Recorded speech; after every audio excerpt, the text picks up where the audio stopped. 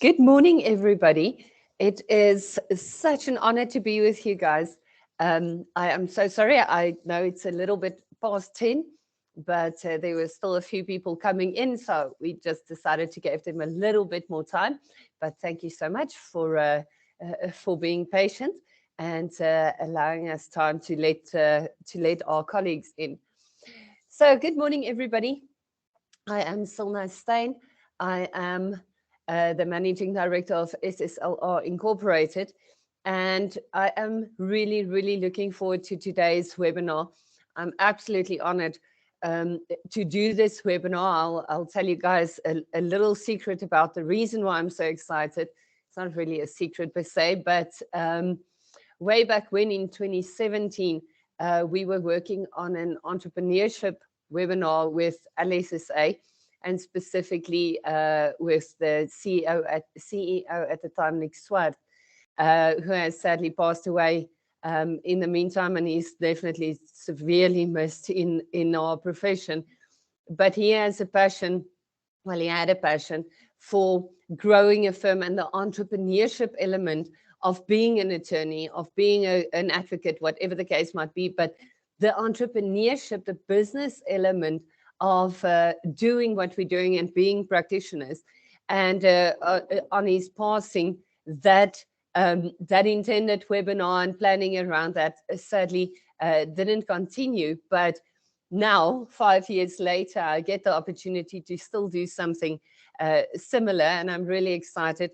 So I am, in fact, going to do today's webinar in honor of my good friend and mentor, Nick Swart, and he is seriously missed by the entire profession. I know that, but I do hope that this will make him proud. So welcome, everybody. The fact that we have so many people joining this webinar is really exciting for me, in the sense that I think as legal practitioners, as attorneys, as advocates, we are so well trained in so many things. We know the law in and out. We understand corporate law. We understand the law behind business. But the actual business side of things is a little wild for many of us. And I like to have this conversation today with you guys, and let's share a few a bit of experience, a few war stories, because the truth is, as much as we get the joy of being attorneys and legal practitioners, and we have this amazing, exciting thing that we are doing, and every day is a new challenge, and really everybody knows we can't stagnate in this particular profession. But what about the business side of things? As much as we know the law, do we know the business? Do we understand the business? And how can we make it better? How can we improve our businesses so we don't just work for the worst boss in the world? So before I get carried away and before I get going on this one, let's just quickly do a few house rules. So just very quickly, please ensure that your microphones are muted throughout the webinar. Whenever I'm doing a webinar and somebody's mic randomly goes on, I obviously go completely deaf. So if we can please consider my ears for this one, it'd be lovely. Please make sure that there's no background noise or anything. Or if your camera goes on, please make sure it's not a distractive something. Try to keep them off. I actually prefer cameras on, but it is less practical. I know you guys are on that side, so please concentrate and hear me out and participate, even though I can't see you. It's actually sad that I can't, but yeah, please keep them off and make sure your network connection is stable. I'll do my best to make sure mine is, but I can't promise anything. I suppose these days there's a lot of things that can happen, but let's do our absolute best. Lead will be recording the webinar, but only for quality purposes. And these recordings will unfortunately not be available afterwards. It's just for quality purposes. And please take notes. I will let you know when you can post questions, but I do suggest that you post your questions or your comments on the go. Otherwise, you're going to sit on a question now in the next 10 minutes. And by the time we get to Q&A at 12 this afternoon, you'll completely forget. So I'm more than happy for you guys to post questions. In the meantime, I'll get back to that, and I'll obviously know if I addressed it during the webinar. And the PowerPoint presentation will be uploaded after the webinar on the eLeader. So that is the rules of today. So, but where we are at this stage and why I'm excited about today's webinar is I think I am going to shock you at least a few times. So I'm asking for your patience and your forgiveness in this, and I hope you can take from what I'm saying into your practice, and I do really hope it has an impact on your business and the way you are running your firm. And why I'm asking for forgiveness up front is I have a very abnormal approach to business. And what I mean by this is I started SSLR, this firm, with my previous partner in 2008. I was 24 at the time.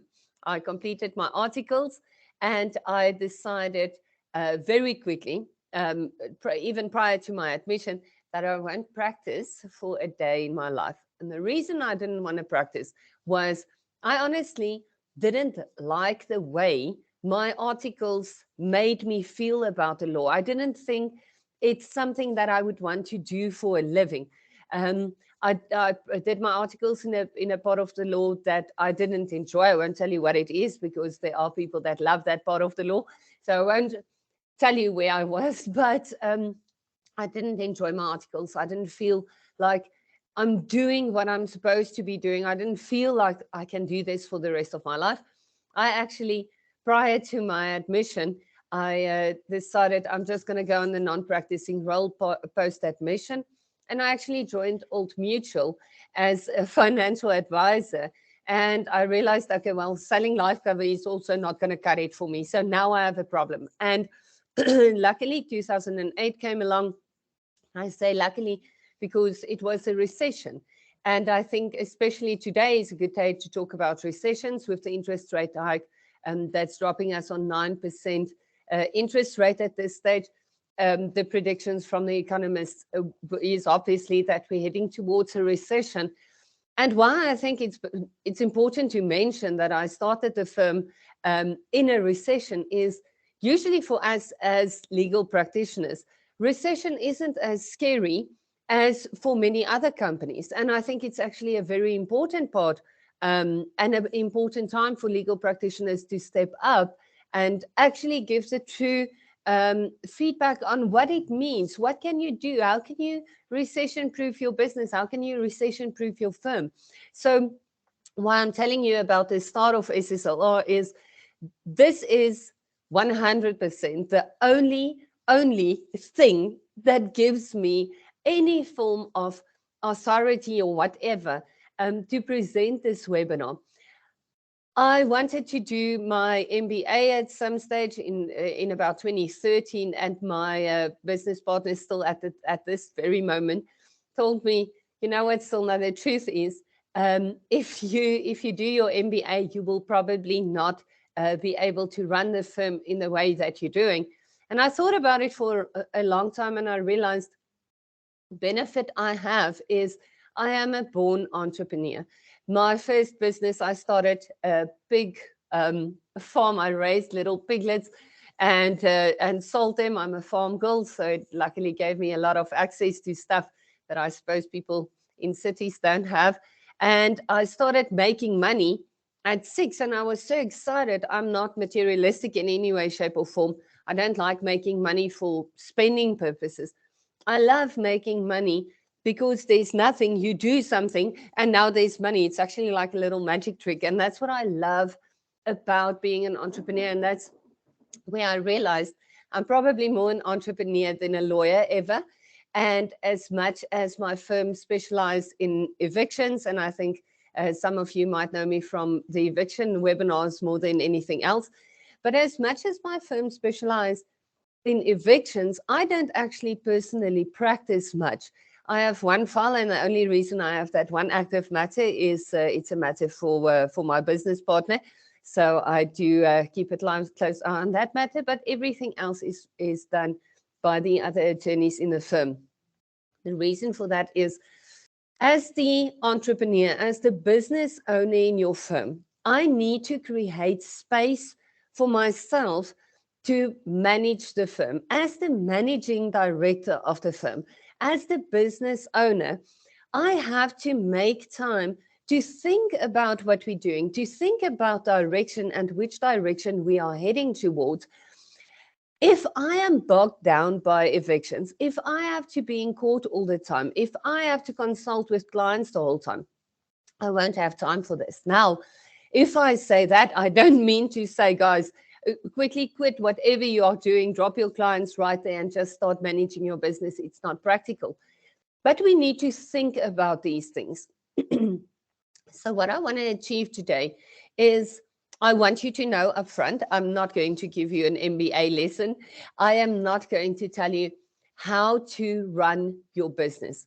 What I'm going to do, and I hope I'm going to achieve this, I hope I open your mind to doing business differently.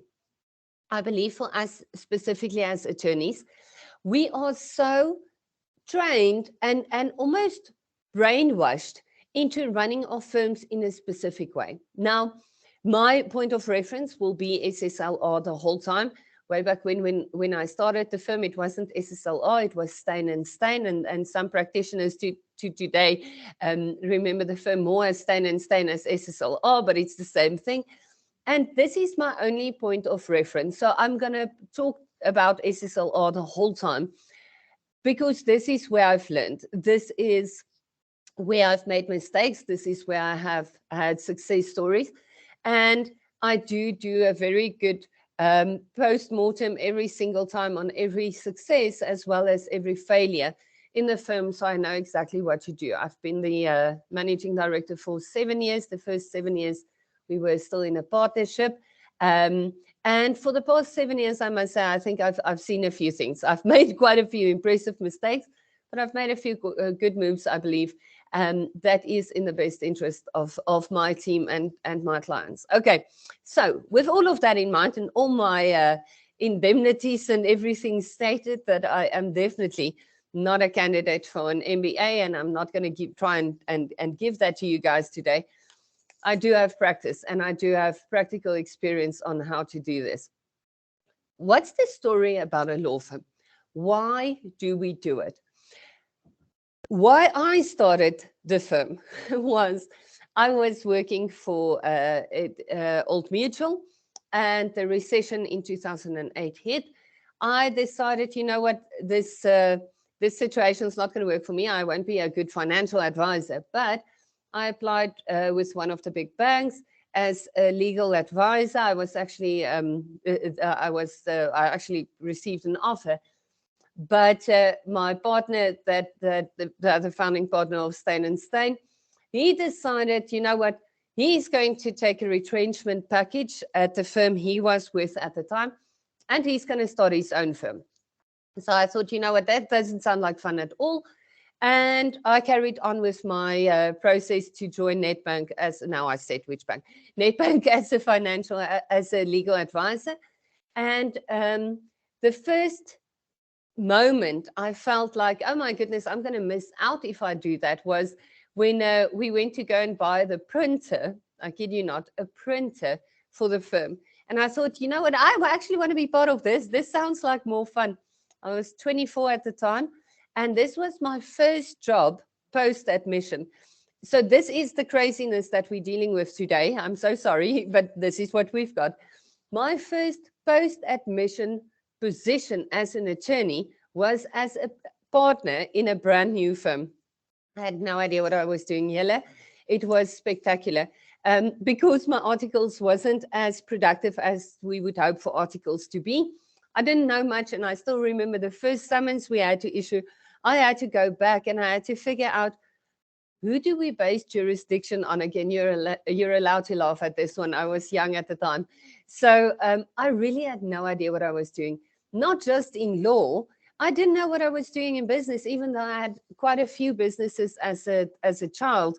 On the farm, it wasn't the same. It was definitely not the same thing. So starting out this firm, we were blessed in that we had a conveyancing firm that assisted us in starting. They shared office space with us at a very low rate, and we got all their collections. So we already had a bit of a leg up in life there, and then things started growing from there. What the reason was for starting the firm is I was excited to start something that is going to create employment. Now, that was my reason at the time. You know what your reason is. If you are thinking of starting a firm, or if you recently started your firm, or if you've been in your firm for 20 years, stop and think about why you are doing what you're doing. My reason changed in the years. That's very true. The firm just turned 14 on Sunday. So it's still a relatively young firm, but 14 years is also not, for as far as law firms go, the youngest thing. I think we sort of matured a little bit, and we're a medium-sized firm. We are 30 people with 3 branches across South Africa.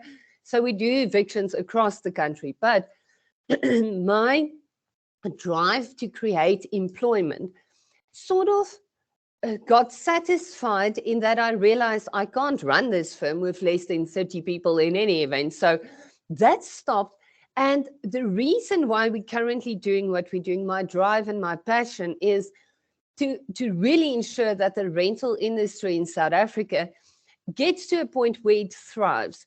Evictions, if that can run smoothly and effectively, we will regain investor trust, investor confidence. And if we have investor confidence in the country, obviously this economy is going to take a turn for something amazing. And I know it's going to happen, but I refuse to sit back and see how the country that I love with everything I am, I refuse to see an economy bleeding, and I am just sitting back and moaning about it. I know I can do something, and I will do something, and that is currently my drive for the firm. So it's very different, but it can change. But keep in mind that unless you know the why, you will struggle to go through the hard times. It was very easy for me when lockdown hit and everybody went into full lockdown. The courts were closed, obviously, except now for the urgent court, but you guys know exactly what I'm on about. The courts were closed. Nobody knew what's going on. And these regulations come out. People don't know how to interpret that because we are comfortable waiting for a court to interpret. And the rental industry was looking to me and they were saying, like, Silna, what do we do now? Can our tenants move? Can they not move? What's the story? And I thought, honestly, well, I didn't really know either, but nobody else is going to answer the question, so let me answer.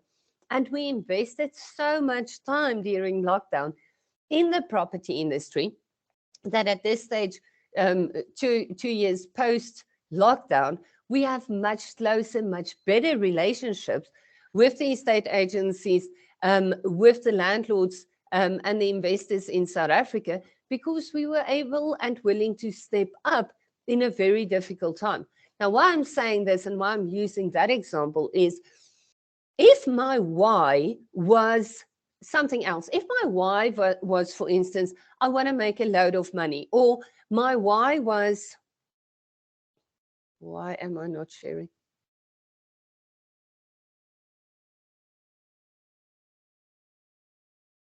I'm so sorry, guys. Something went a little wrong here.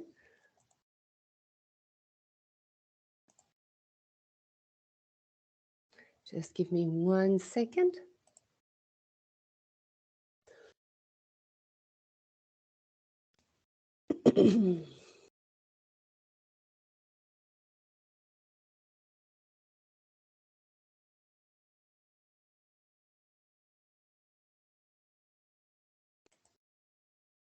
I don't know where my lion disappeared to, but don't worry, we are back, lion and all.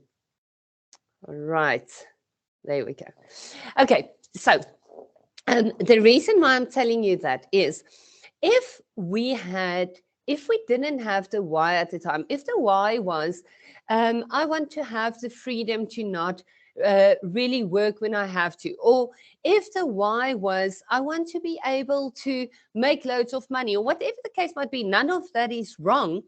But for me, it would have been very difficult to lead the firm through lockdown if I didn't have the why.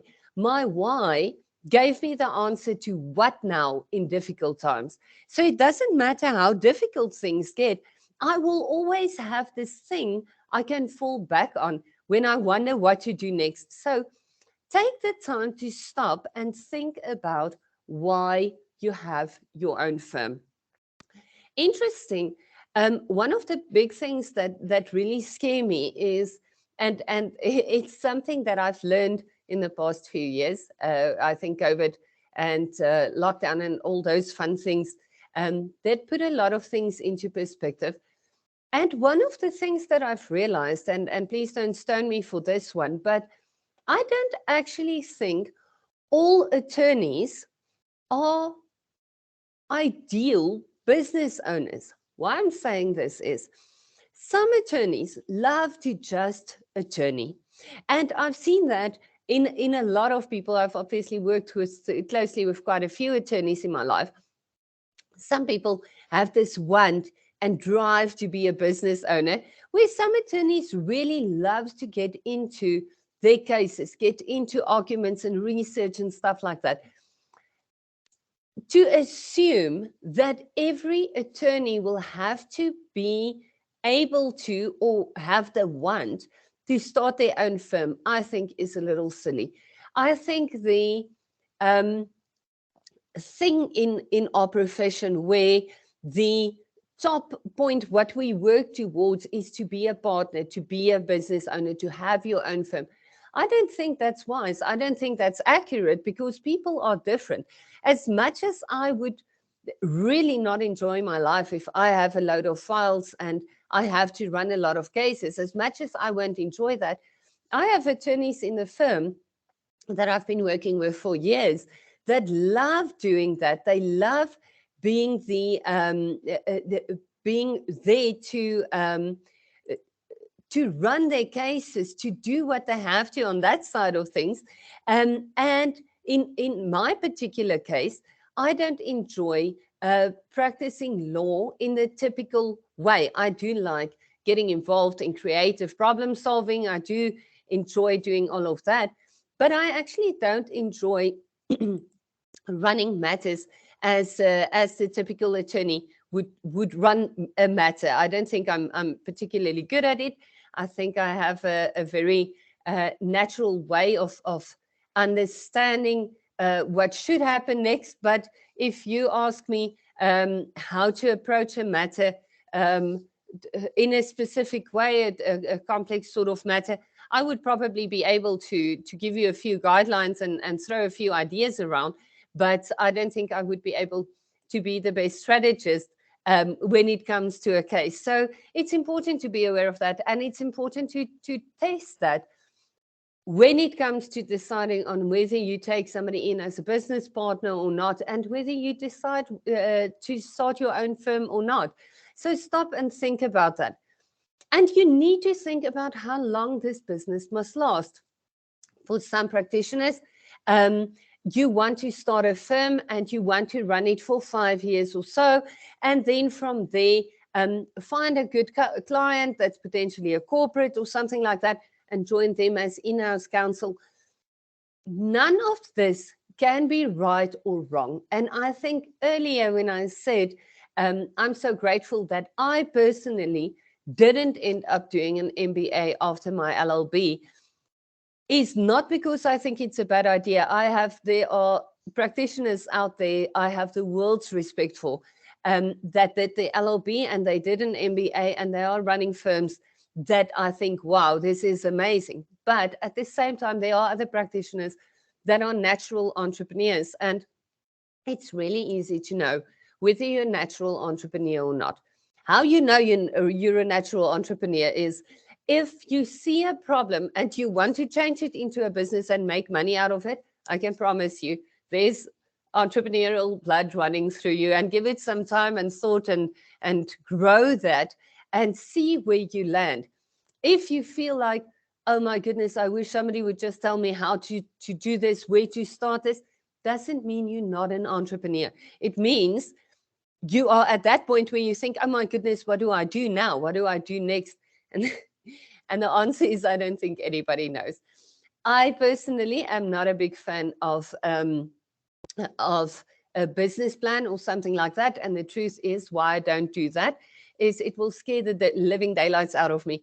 I will probably never have started any one of the ventures that I'm running if I did a business plan beforehand, because it would scare the living daylights out of you. However, my partner is he did a BCom LLB, I did a straight LLB, and he is more the analytical brain. I am a right-brained lawyer, like it's nobody's business.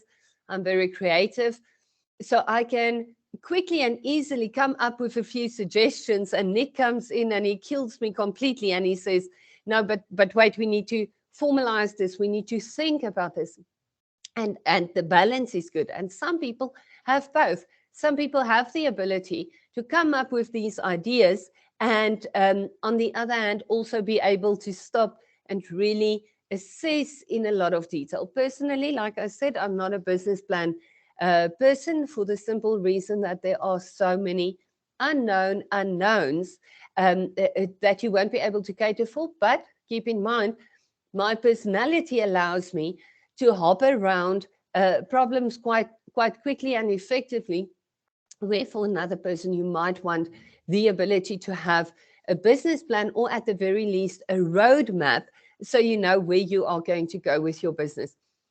A book that meant a lot for me in business was actually Simon Sinek, his book called The Infinite Game.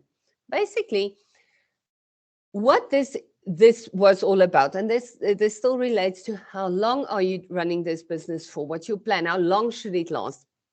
A finite game is obviously a business that you want to start and you want it to finish, or you want to build it up so you can sell it and have a very quick exit strategy. Whether the business then continues or not is not that much of a concern for you. You only have a short term or short time period in mind for this particular business. On the other hand, you have a finite business, an infinite business running beyond yourself, past yourself, and outside of yourself. Now, personally, for me and SSLR, I definitely have an infinite game concept when it comes to SSLR. My biggest dream, and what I've been working towards for the past about 3 or 4 years, is to detach myself as the face of my firm. People know Silna Stein and that brand probably a little better than SSLR, and that's not okay. Some practitioners are okay with that. Some practitioners want their firm's name to be their name and surname. Fantastic, really don't critique that at all. It's just the way we think about things. And they want to run the things, they want to do the consultations, they are running with their matters. And that's absolutely fantastic. For me personally, I don't want that. I want to make sure that my firm lasts far beyond me. I want to know when I do hope and I do believe, and I hope I'll be blessed to be able to do that. I really hope to be an active part of my firm until I'm about 70 years old. And active might change. It definitely doesn't mean I want to be the managing director until I'm 70. I'm very sure there will be younger, brighter minds coming in that can take the reins from me. But I do want to be an active part of my firm, even in the form of a consultant for the rest of my working career. But I want my firm to, when I pass away the day, I want my firm to still carry on. I want the property industry in South Africa to always know if you have dramas with rentals and evictions, here's a safe place to land. We have these people that are willing to invest time and energy in us, and that must carry on beyond me. But if you don't know this, if you haven't planned the lifespan of your firm, how will you know this? If you plan an infinite firm and you know your firm must carry on beyond yourself, it's going to change things, very obvious things. For instance, the firm's name. If you want your firm to carry on far past beyond beyond yourself, you might consider a name that doesn't necessarily link as directly to you as name and surname. But even in those cases, I mean, we look at well-known, very infinite game sort of firms that does have name and surname names, and the original founding partners are long past, but we still carry on. But so my point is not, don't pick a name that is linked to you. Obviously, SSLR is, well, the first S is my surname. But, and the other two partners aren't even part of the firm anymore. And my current partner's surname is Brody, and there's no B on the name. But you understand what I'm saying? Just think about this. I think the problem with law firms is we are running businesses in a way that people's been doing it forever. Like, way back when you had to, tie your horse outside court still. But the landscape is different. So think about what you're doing. If your intention is to run a firm for 5 years, sell it, get out, it's going to be different. It's going to look different. But think about these things instead of accidentally just doing.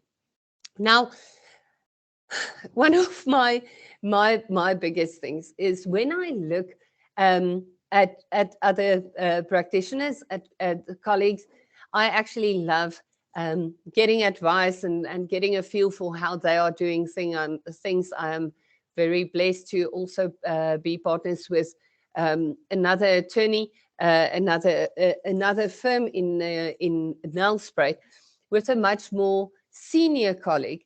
And the experience he's had, on top of the experience I've had, is actually amazing. So surround yourself with different people, with different practitioners. The way he approaches his firm is very different from the way I approach my firm, but we learn from one another. What we have is in the Property Law Alliance. I don't know if you guys know what I'm on about. Some of you who attended my eviction webinar might know. The Property Law Alliance is a group on Facebook. And what happened is, in the start of lockdown, there was mass confusion. I think you guys will remember that. People wanted to know, should they pay rent? Shouldn't they pay rent? Can they be evicted? What? There was so many questions. And there was a lot of different things coming in from the attorneys in the country, different advice. And it confused the absolute living daylights out of everybody. And the entire property industry and the entire South Africa was freaked out. Nobody knew what the right answer was. And I decided, you know what, today is the day that the attorneys are going to be friends. And that's the way it should be, guys. I contacted a few firms that specialize in evictions that I know well, and I know they're doing a fantastic job, specifically Bruno Samau and Greg Vermaak. I don't know if you guys would know them, but amazing practitioners in evictions. And I called them up and I said, guys, let's get the correct information out. Now, you guys need to appreciate we are direct competition. We are all specialist firms in evictions, so we are direct competition. And we've decided, let's do this thing. And we do a webinar every Wednesday where our viewers post questions and we answer the questions. And we were able to give proper concrete answers during a crisis time, being lockdown. But now we're still carrying on. So that you guys are more than welcome to check out the Property Law Alliance group on Facebook. You'll see it's such a sometimes tongue-in-cheek conversations that we are having, but our viewers are posting questions. And what they enjoy about this is we are competitors, we are competing attorneys, which means we will make sure we get the correct information out. And if we disagree on something, we'll argue through it, and it makes for a better answer. So my point is, if we as attorneys can quickly stop this contradicting one another thing publicly, we are going to change the way people see us as lawyers. I don't know about you guys, and this is a safe space. But I know people think it's funny to make lawyer jokes. Obviously, I have the joyful situation of having grounds for many, many jokes. I have blonde hair and I'm a lawyer, so you can imagine. And jokes doesn't bother me, but there's a grain of truth in the lawyer jokes. The whole, we are heartless and we're going to steal your money. And that the jokes of the wife gets the kids, the husband, what does he get? Gets the car, and the lawyer walks away with the house. It's not okay, guys. That's not what attorneys or legal practitioners are supposed to be in a society. If we think back about where we come from, where law comes from, it's the old guys that sit around in sheets eating grapes, and they are making law. They are running a situation, they are having conversations together to come to a solution for a society that's struggling with a particular issue. Now, what we've done as modern attorneys or advocates, whatever the case might be, is we are so set on trying to show who has the best or the strongest opinion. And in doing so, we don't realize the harm we're causing to society. So the Property Law Alliance actually showed me something quite spectacular. The power in joining forces as competitors, because everybody on this call, we are all competitors to one another. But even a firm that is very specialized, like my own firm, we only do rentals and evictions, even being specialized on something like evictions, guys, there are so many evictions out there. And after yesterday's interest rate hike, we will probably have even more evictions, which is sad, but it's our job and it's our obligation to do what we do in the best interest of our client.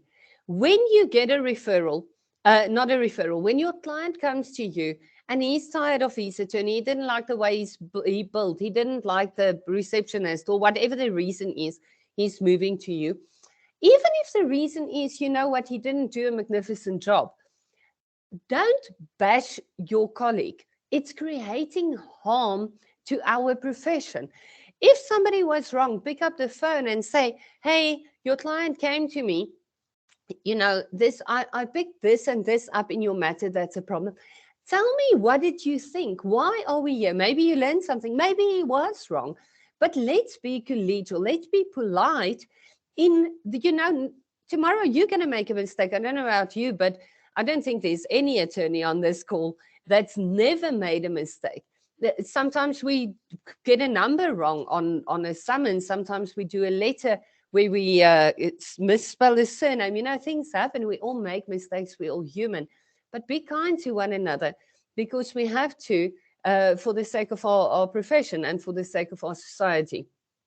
Important things in business to avoid, and these are a few pitfalls. And I sadly read a case yesterday of a removal for somebody that stole trust money, and I read this the case. I read the judgment, and just like the first part of the judgment, very quickly, like I think it was like paragraph 3 about, like, quickly in on this. This attorney had a trust deficit of 20 million rand. I don't know, and I don't mean to be judgmental or anything. Bear with me. That's not what I'm trying to do. What I'm saying is, when you see a colleague was removed, you would immediately jump to thinking the reason for the removal was some trust deficit, some trust money that was accidentally used or intentionally used for business purposes. Accounting is the absolute most important thing when it comes to running your business. Why I'm saying this is not just making sure that your trust account and your business account doesn't accidentally touch one another.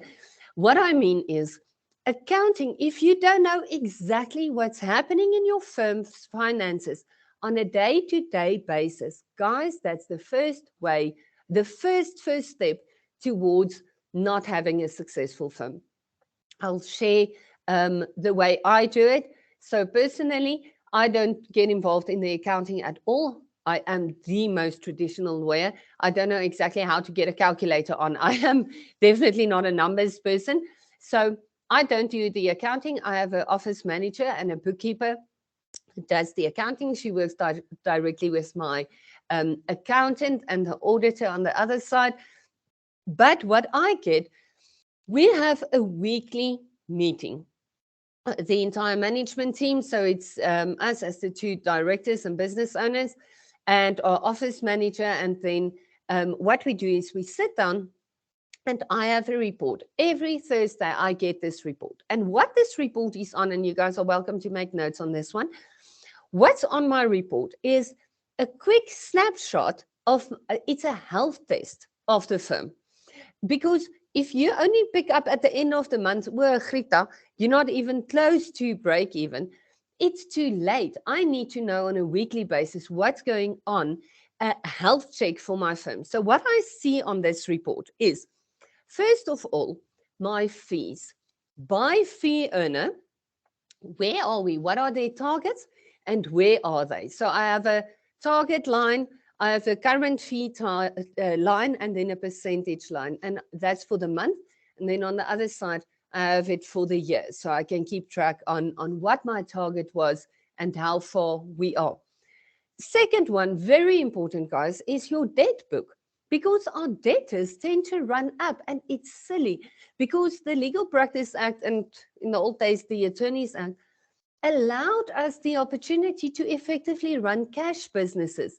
What I mean by cash businesses isn't actually cash money like the 100 rands. I mean, we don't have to really incur any debtors because we are allowed to ask our clients to pay us upfront, do the work, and then invoice, or pay upfront, invoice depending on your agreement with your client, and then carry on with the work. Well, I'm saying upfront, and I do share very personal things from my own firm because the intention is that we help each other as attorneys. So I'm more than happy to share. One of the things that we started doing, and at the start, I'll be honest, it was so scary. The first time I rolled it out, I thought, oh, Grita, if I kill my business now, I'm going to be a sad panda. Luckily, it didn't. It's working quite well. Just an eviction again. I broke evictions up into 5 phases. So I don't know if you guys do evictions, but bear with me quickly. This can fit into almost any other part of the law. So your cancellation of your lease agreement or your right of occupation is your first phase. Phase 2 is then your notice of motion and service by the sheriff. Phase 3 is your ex parte application and your service of your 4-2 notice. Phase 4 is your actual application and obtaining your eviction order. And then phase 5 is an eviction. Now, you guys are welcome to take that, plug and play into whatever you guys are doing, be it a divorce, a criminal case, whatever. I'm quite sure most legal processes can be broken up into phases like this. And we then bill an all-inclusive fee per phase with your disbursements as a separate charge, but you need to be able to tell your client sort of what it's going to be. So why I'm telling you this is the moment I started doing that, I can tell my client, listen, okay, lekker, we've cancelled the lease agreement or whatever the case might be, and we can commence the eviction. I need you to pay for this full phase upfront so I can commence, and I will finalize that. If the occupant does vacate during that phase, we do a prorated split for the time and for the work that we've done to that point. So your client knows what it's going to cost. And I think that's one of the big reasons why attorneys sometimes struggle to get and keep clients, because what happens is you get asked, how much will an eviction cost me? And the answer, and I used to be guilty of this one as well, I would usually say something like, you know what, it's almost like asking me how long is a piece of string. I don't know about you, but I've been there, like if you look for accountants or something like that, another professional services supplier, and you try to figure out how much is this going to cost me, and they say, you know what, I really can't say, my hourly tariff is 3,000 Rand an hour. Okay, talk to me, how many hours does this typically take you? Yeah, I really can't tell you. Hey, we're going to have to wait and see. This is not very good for business. Actually, quite honestly, I don't know how lawyers survived. With that one, we need to give at least a little bit of a prediction to a client because we charge money upfront, but we can't tell them how long it's going to take. So you are more than welcome to use some of my some of the things I've tried and tested, and it's working pretty well. It's a scary thing because where do you make the call if this eviction is just running like a normal eviction? Where is that point where you feel like, that this client's super needy? They are calling 15 times a day. I can't do it at the same rate. And there are obviously ways of dealing with that on that particular topic. It's easy for us. We actually do an email and say, listen, this is outside of the normal thing. So if you keep on doing this, then we're going to bill itemized, and then we tell them exactly what it is. So you're more than welcome. Use it, don't use it. But it's a thing billing wise that changed the way we do business. And this is why I'm saying avoid getting bogged down by the clutter. What I mean by that is, you know that file that you keep diarizing on and on. So it's this file you have to do a heads of argument. You have to do whatever. Something that you know you need at least 3 uninterrupted hours for. And to be honest, guys, I don't think any one of us in this webinar has 3 uninterrupted hours in our day anyway, except for some time between, let's say, 4 and 7 in the morning. And it's not okay. We're not supposed to work our entire lives. It's okay. We are allowed to sleep. We are allowed to rest, and we are allowed to have families and hobbies. And we need to realize that. If you are so bogged down with the clutter, with everything from the active cases in your firm, your own active cases, the stuff in your firm that suddenly out of the blue goes belly up. You guys know exactly what I'm talking about. As you walk into your front door in the morning of your office, the next moment, this person had a flat tire. That one, I say this tongue in cheek, but I must admit that's the story of my firm this year. Somebody is pregnant and going on maternity leave. I currently sit with, I kid you not, I'm not exaggerating, 10% of my team either on maternity leave or pregnant. I don't know what went wrong in our water, but we're grateful. At least my team's kids are absolutely amazing. So it's good for the world. It's a little tricky on maternity leave from business side, but be that as it may. My point is, you can't just ever walk into your firm and have a cup of coffee and actually do your job.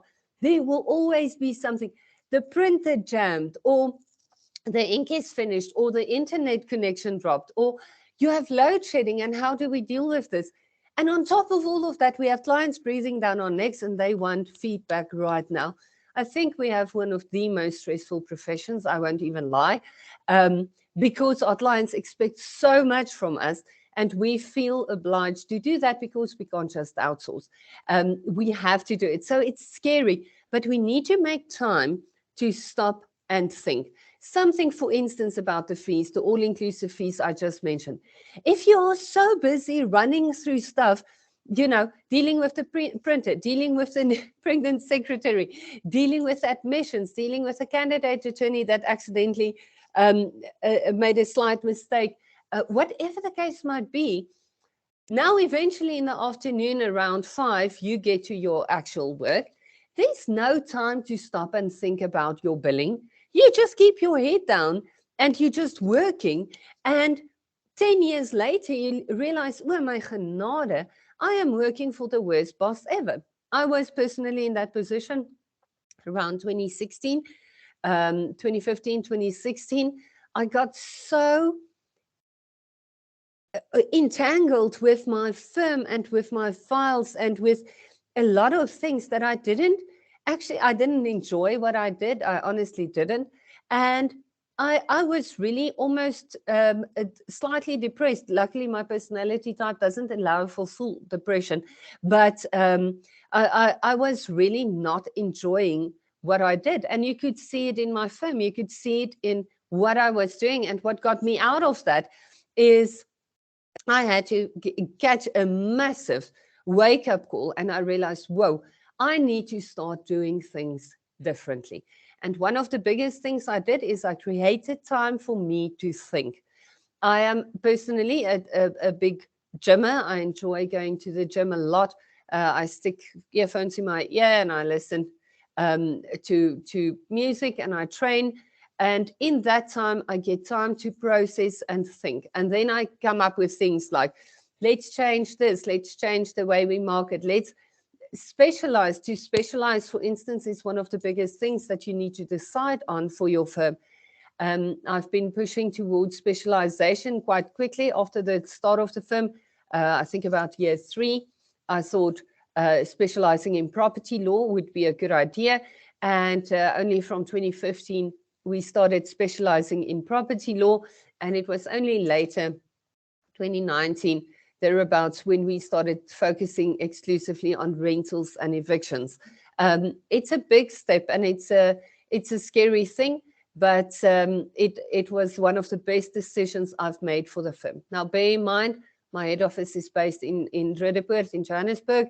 And my relationships at that time with strategic partners like TPN, Tenant Profile Network, my relationship with the national estate agencies.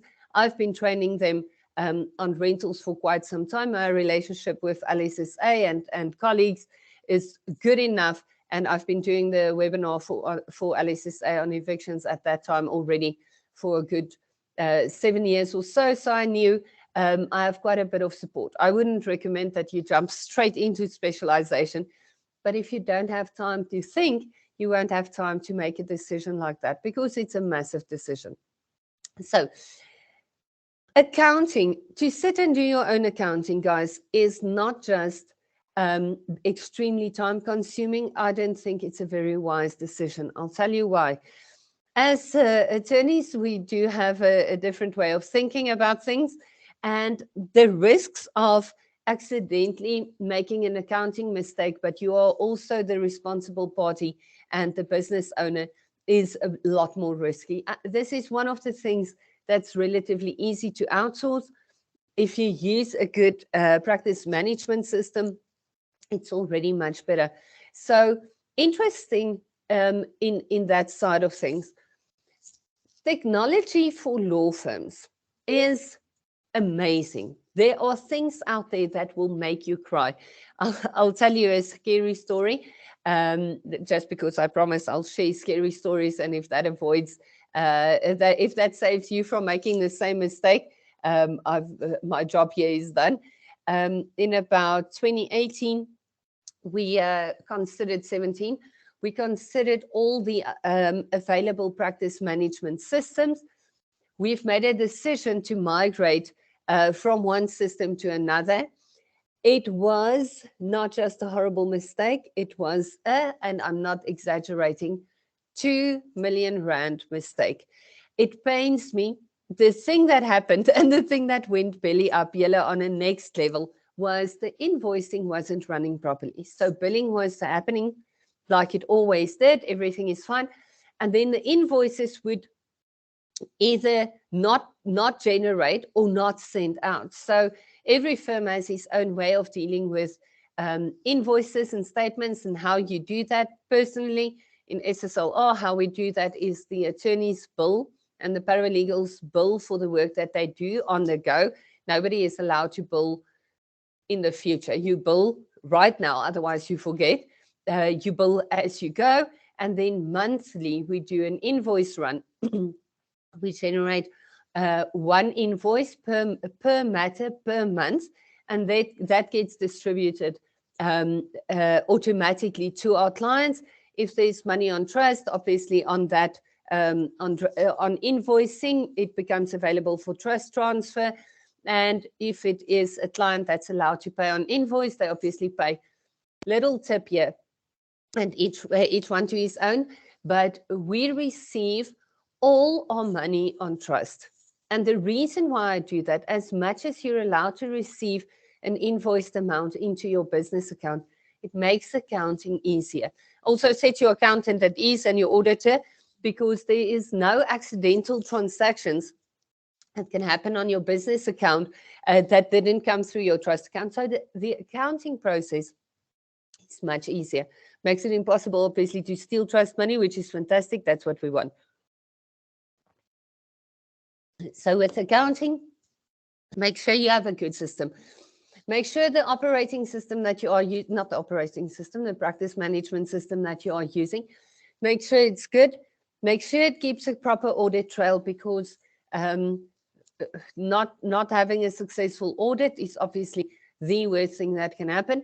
And thirdly, there are so many attorneys that doesn't do proper accounting. They don't just get a slap on the wrist.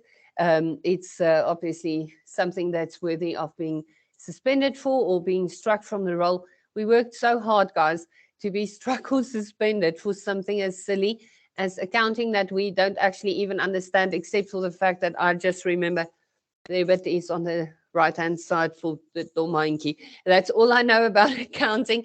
So get somebody to help you out with that. Make sure your accounting is done properly, and make sure you protect yourself. And then HR. HR is something that can be outsourced very effectively, but at the same time, guys, remember, our firms are people businesses. Even if you do all your matters by yourself, you're a sole practitioner and you do all your typing, you have a dictation system that does automatic typing, you are working with people. You might still need a receptionist or a tea lady or a filing person or a messenger, whatever. Even a firm with low, without a big number of employees, is still a people business, and we need to know this. I am extremely open and honest today, and that's what I wanted. But I did honestly go through a phase in my early 30s where I thought, oh my goodness, I have this firm. He's already, almost 10 years old, better known than I would have expected at that time. And I really felt like I'm pretty freaking cool. I really did. I thought, wow, I am quite proud of myself. And I started living like that. And actually, I think I was a particularly unpleasant person to work for at the time, because I wanted my team to see me as not a leader, but as their boss. I am the boss, and they must jump when I say they must jump. Luckily, life has a way of cutting you down to size. And the moment I realized what I'm actually here for, as the owner of this business, and as the director of this firm, and as the managing director of this firm, what I am is I am serving my team, firstly. Secondly, they then serve our clients, and as an entity, we are serving the property industry. And the moment I realized, you know what, I am here to serve my team, everything in my firm changed. Our growth is actually amazing. My team's happiness is absolutely wild. I was very, very, very blessed in the beginning of 2020 to realize that this is going to be a special, interesting year. And I remember clearly that at the end, when we closed the firm in 2019, December 2019, I put up a target, and I just told the management team. At the time, we were 5 directors and the office manager. I told them what my target for the next year is. And on the 1st of December, I had an enlightenment, let's call it that. And I realized Something is going to be different about this year. And I walked in the first working day of 2020. It must have been the 3rd or the 4th of Jan. And I told them, no, new plan. I took all our targets away. Guys, a law firm running with attorneys that doesn't have targets. It's crazy. It's blatantly crazy, but we did that. I took our dress code away. I know you can only see my sweater, but I'm actually wearing jeans as I sit here. And my team, I think that the chances are pretty well that some of them are wearing sweatpants. If we see clients, obviously we do a bit of a lawyer look, but you won't easily see suits and ties, but it's our culture. Each firm has its own unique culture. But we took dress code away, and then I took office hours away. This was prior to COVID. And what I said is, you do what you have to do. You know what you have to do to deliver the quality service to your clients that we as a team deliver. We have 2 core values, and it's right behind me, the lion and the dancer. We have the spirit of passion, and we have the heart of a lion. And on our website, you guys are more than welcome to have a look at that. The inside of what it means is actually there as well. Basically, we are very passionate about what we do, and this life is too short to do something without passion. And then heart of a lion, we are African, we are proud and honest, and we'll be honest even if it hurts. And very importantly, I respect my God, I respect others, and I respect myself. And if you consider that, and my team knows exactly what that means, how that translates to your work, I was able to take targets away completely, and the team still functioned very well during a very difficult year because they had these core values. They know what we stand for. And whether it's my much smaller team in the Cape Town office or the bigger team in Johannesburg, we all do the same thing. And when a client contacts, whether they talk to me or to one of my associates, one of my candidate attorneys, or my tea lady, they get exactly the same feel because this is who we are. Core values are very important. And if you get that right, and if you get it right to get your team to work towards one united goal, but now it has to be clear. And that comes back to, why are you doing what you're doing? If your team is working to a united goal, you don't need to be that boss. Really, guys, I think I was super unpleasant. And the moment I was able to convey the core values and I was able to say, this is who we are, I was able to stop being such a pain in the you-know-what boss. And currently, I think my team would attest to the fact that you won't easily think I am the managing director. If you look at the firm, I am the first one to wash the dishes if we had a bra on a Friday, or I'll be as happy to sometimes do things that I think aren't typical of the managing director in a firm. And I must say, if you have it in your mind that you are there to serve your team, and for your team then to serve your clients and a bigger industry or the country, it does change the way you do business. Cash flow, yellow. It's something scary. I think in law firms, especially, cash flow can be a surprising thing, because if you suddenly have a client that doesn't pay you and you sit with a load of disbursements, you have to pay an advocate, you have to pay sheriffs, and you didn't see that one coming, it could be a problem at some stage. Again, very personal sharing here, but we started doing levy collections. I'm not saying levy collections is a bad thing. I'm saying for my firm, it didn't fit in the way we were doing things. We weren't geared, and we still aren't geared for a debt collection type setup. The way we do things are very different, and it's definitely not geared towards that. And it ended up being a massive disaster. Not the law side of things, that was fine, but the body corporates that pay in drips and drabs almost killed us financially. I ran up a very, very high debt book, and the body corporate just doesn't pay, and it was a massive, massive remorse. Now, in my context, it was levy collections that caused my debt book to run up too high. For other firms, it might be your correspondence or whichever part of your firm isn't profitable. I am a business pruner. If something doesn't generate actual profitable revenue, it's not worth having. That levy collection department, guys, I won't lie to you. We got I think about 30 to 50 instructions in a month, and we weren't really even advertising it. It was very quick, seemingly good fees. It was because it was these mass amounts of work, so high fees, but then high debt book at the same time. So keep a close eye on your cash flow. Look at the things that's costing you more than bringing in revenue, and you do not have to work for free. People are paying us to do what we do. Bill a fair and reasonable fee, but make sure you keep a very close eye on cash flow, because it's when cash flow gets tight that people forget that there's a very big line between your business and your trust account. So keep a close eye on that one. Then your personal life and your personal finance, I think it ties in together with cash flow as well.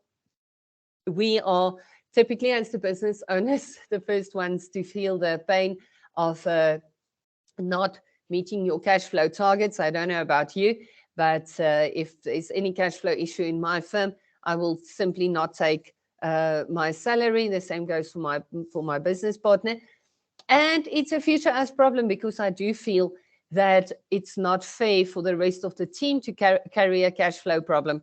And luckily, it doesn't happen that often. But please, guys, keep in mind that our teams are there to do the work that we don't get to, or we can't do, or whatever the case might be. And we need to look out for them first. But our personal lives are very important. I almost dropped the ball in my personal life while I was very busy with the firm. Luckily, I came to my senses in time, and I am actually very, very strict on my personal time. I will not compromise on my time in the gym and on meditation. It's crucial for me. I will not compromise any of that, and I won't compromise time with my family. I am divorced, and I only have my kids with me every second week. And in the week that my kids are with me, everybody knows they're not allowed to make appointments for me in the afternoon. I will not travel in that week. And I think all my clients know that as well. I go and fetch my kids from school. I will spend the afternoons with them. If it's sports or whatever, I do the driving around, because I love spending time with my children. And it took me a good 5 years to shake the guilt on that. I thought, you know what, it's actually shame. There's a lot of people that, and it's, I will definitely not play the mum card here, parents. There's a lot of parents that work and they can't be with their kids the whole time. Why is it okay that I can? Well, the truth is, this is why I run a firm. This is why I do that. And I must say, I am blessed in that I can give a very similar thing to the people in the team, because we don't have office hours specifically. They are back on targets now, but if they meet their targets, I am happy with them. I don't care if I see them in the office or not. As long as they reach their targets, they can spend time with their loved ones as well. So make sure you get to that point. It takes quite some time to get to that point where you can say, this is where I draw the lines, and these are my non-negotiable times with my kids or with my family. My weekends are absolutely essential. And the one thing that I had to learn, and it's still a difficult one for me, is to take leave. We moved to a new payroll and leave system recently, and I saw my payslip, and suddenly my leave was sitting on 65 leave days, and I realized, oh my goodness, this is what we do.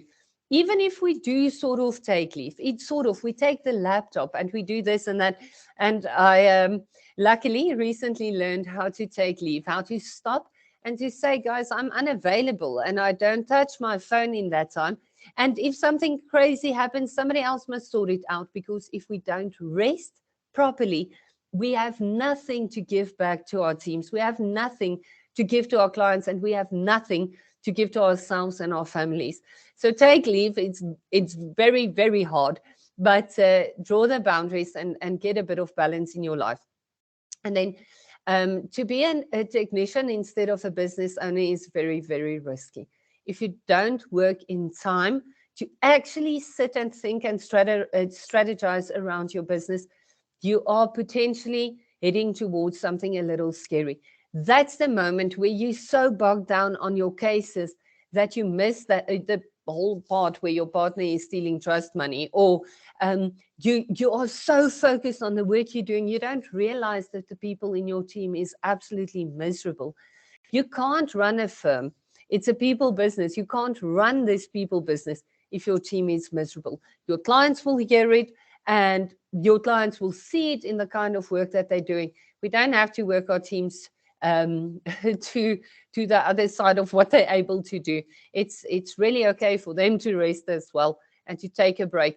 But you need to make sure that you have enough time and you have enough emotional energy to notice if your team is getting burned out or something like that. It is sad for me to see people that did articles with us, that joined other firms or corporates or whatever the case might be, and 5 years down the line they're completely burned out, and they don't even want to practice law anymore. It's sad and it's awful.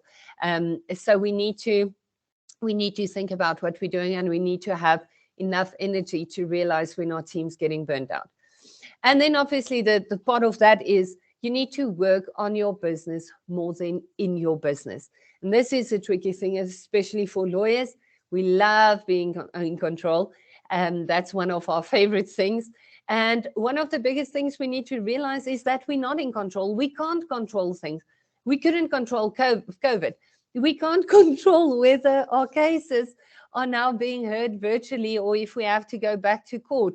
Whether you like it or not, it is what it is, and it's very much out of our hands. We can write letters and we can say, oh, no, actually, I want to be in court. Or, oh, no, I really don't want to be in court.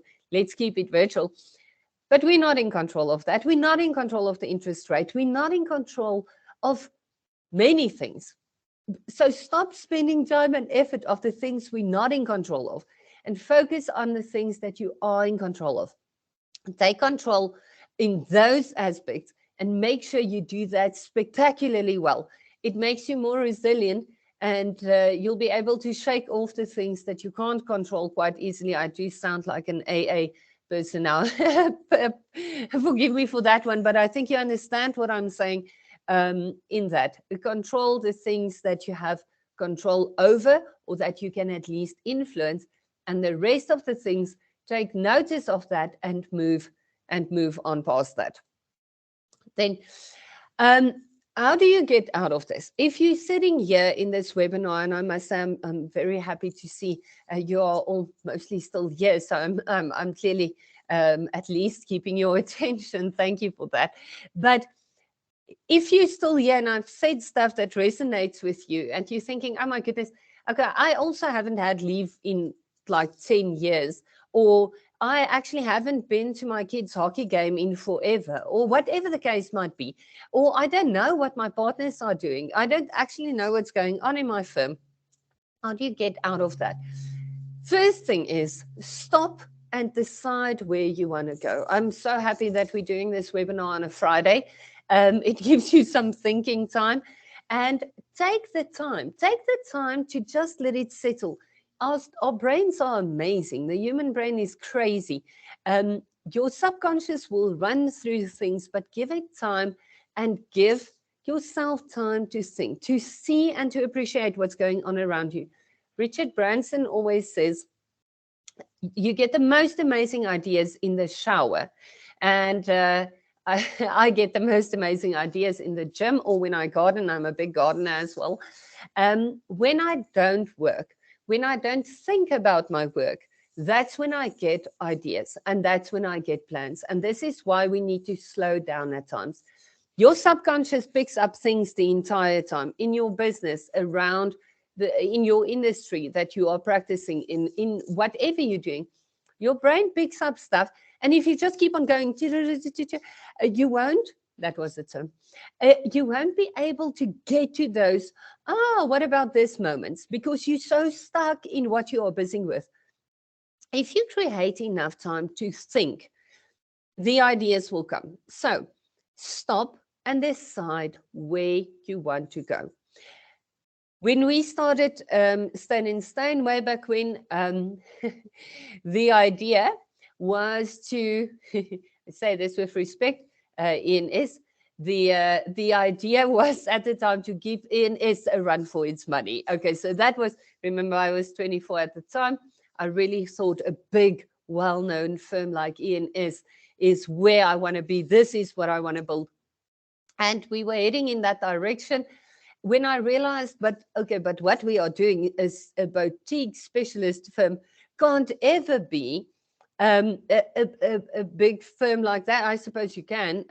I mean, M&As are very much a specialized field, but the moment I had more than 30 people in my team, I realized now it's bigger than I want to know what's happening in my receptionist's personal life, if she wants to share that, obviously. But like, I want to know if she's okay. I want to know how her kids are doing. I want to know how many kids each one of my team members have, how old they are, what's happening with them. You know, I want to be able to get involved. And the moment there's more than 30 people, for me personally, Silna Petronella Stein, it's too much and I don't have time for that anymore. And what I want is that if you want an ENS or if you have an ENS, fabulous, build that. And if that's your thing, do that. But don't do that because you're sitting from the outside thinking it would be cool to have that.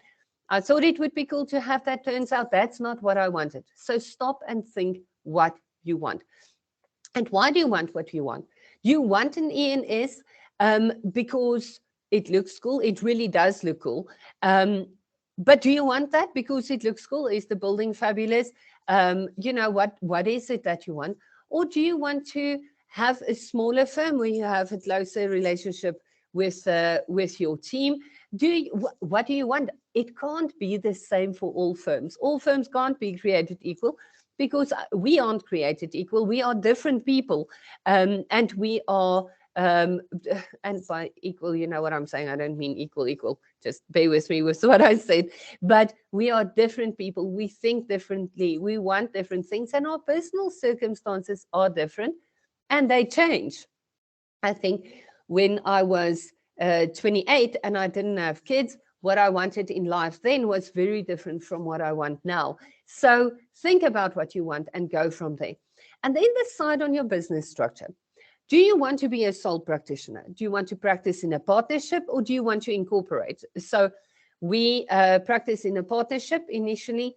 And then the reason why we incorporated was it made financial sense. It made tax sense. There are still a lot of very big firms that practice in partnership. And there are some small firms that's incorporated. It doesn't really matter.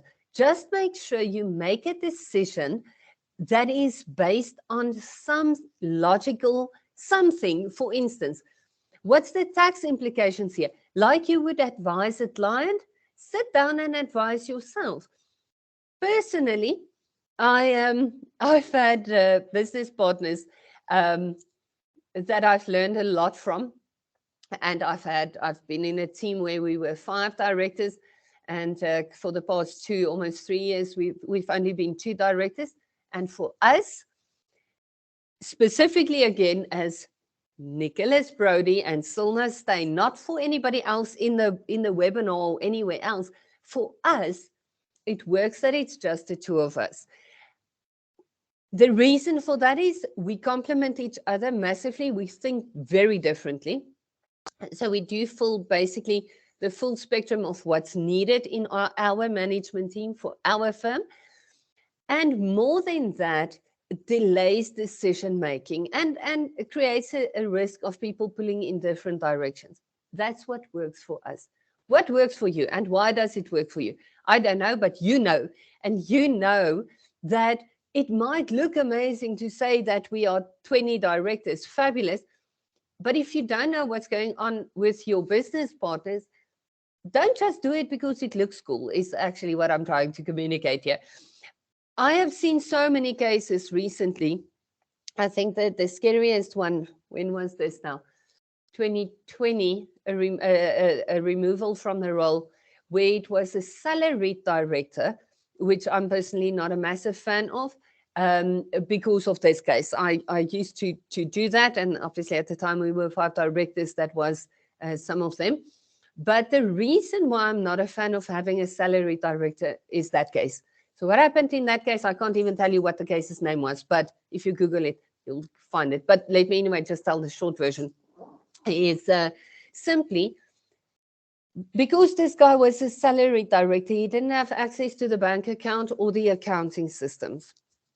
One of the other directors had his fingers in the trust account, and the scary part there was the LPC suspended the salaried partner and said, you were a partner or a director, I can't even remember the business entity per se, you were supposed to be aware of what's happening in the firm's finances, and he was held liable together with the other directors, all of them jointly and severally. Now, this is scary. So on deciding in which form you're going to practice, do something where you know you can keep an eye on everything. I am personally very, very closely involved with the business side of things in my firm, and that's why it works for me to only be 2 of us. It could be in your case that you're comfortable with many more business owners, but for me, that's my position. So think about it. Don't just do because the other people are doing it. And then whether you practice as an attorney, advocate, or a legal advisor, my first business partner who co-founded the firm with me, he left the firm in 2015 and joined the Pretoria Bar simply because he didn't enjoy the business side of being an attorney. The constantly talking to the clients is one thing, but to deal with the normal business side of things, he just didn't enjoy that. He's very happy as an advocate, where I was almost a legal advisor. I didn't enjoy that. And as an attorney, I think the kind of business that I have is better suited for my personality type. So don't just do something because you now already been doing that for quite some time. Stop and think about what we're doing, and then make your decisions from there.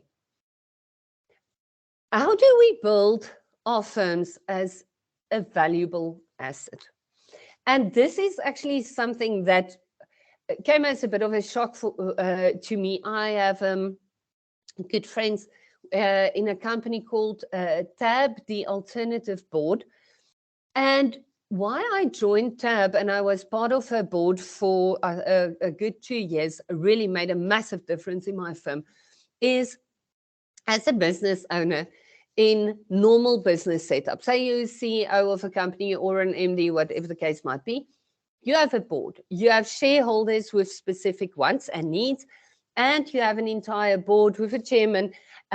So you have this whole brainstorming crowd around you. As a business owner in a law firm, whether you have a bunch of partners around you or not, doesn't really make that bigger difference, because if you have a crowd of directors around you, but they aren't part of the business ownership, so they're salaried directors, or they are not as into business as you might be, it gets extremely lonely, guys. I remember the days, I don't think I would have survived COVID if it wasn't for my partner, Nick. I remember walking in the garden in mid-lockdown with my earphones in my ear, calling him and saying like, oh my goodness, what do we do now? Like, we have almost no income for the month. How are we going to handle this? And you can brainstorm through things. And I've had one of my very close friends and colleagues who runs his own firm, much smaller firm, and he's a sole proprietor. And I spoke to him very often during lockdown, just to talk through these things, because it's so lonely. It's so lonely to make these decisions. It's so scary to sit in a position where you have to decide, do we pay maternity leave or not? Which is clearly, guys, this is a theme for me at this stage. Do we specialize? Do we, join this panel? Do we try and apply for that panel? Are we taking this direction? What should our brand look like? What is it that we're communicating? Are we dressing like lawyers? Are we looking like the guys on Suits, or are we rocking up in jeans and khakis? You know what? What do we do? It's a very lonely thing. And I must say, in that, there's a lot of benefit in having people around you. Now, the alternative board that like massive change in my business, because you sit around a table on a monthly basis with other business owners, not other lawyers. Per se, on my board, I had the weirdest crowd of people. An accountant, well, accountants aren't weird, but bear with me, not lawyers. An accountant. I was actually on the board with the MD of FitChef. I don't know if you guys know FitChef. A guy in the construction industry, a bunch of other different people, an engineer, a lawyer and engineer around the same boardroom table, and an accountant. I mean, it sounds like the start of a very bad joke. And it's so different. Our businesses are so vastly different. But to throw ideas around changed the way I thought about my business, and it changed the way I ran my business. Because one of the biggest things that they taught me and they focus on is your exit strategy. Now, if I say exit strategy to an attorney who's busy building his own firm, and I say busy building his own firm, like even if you've been doing it for 27 years, you are still building your own firm. I don't think it ever stops, which makes it quite enjoyable. But if you're still building your firm and I say the word exit strategy out of your own firm, you want to cry, because I can never leave this. It's like your one of your children. It's you put so much into your firm. It's your heart and your soul and all your energy.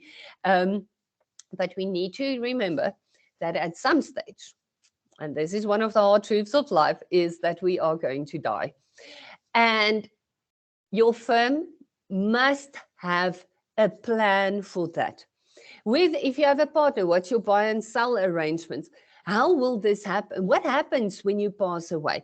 Will it carry on? Guys, please, if you have a firm with more than one staff member, consider your succession.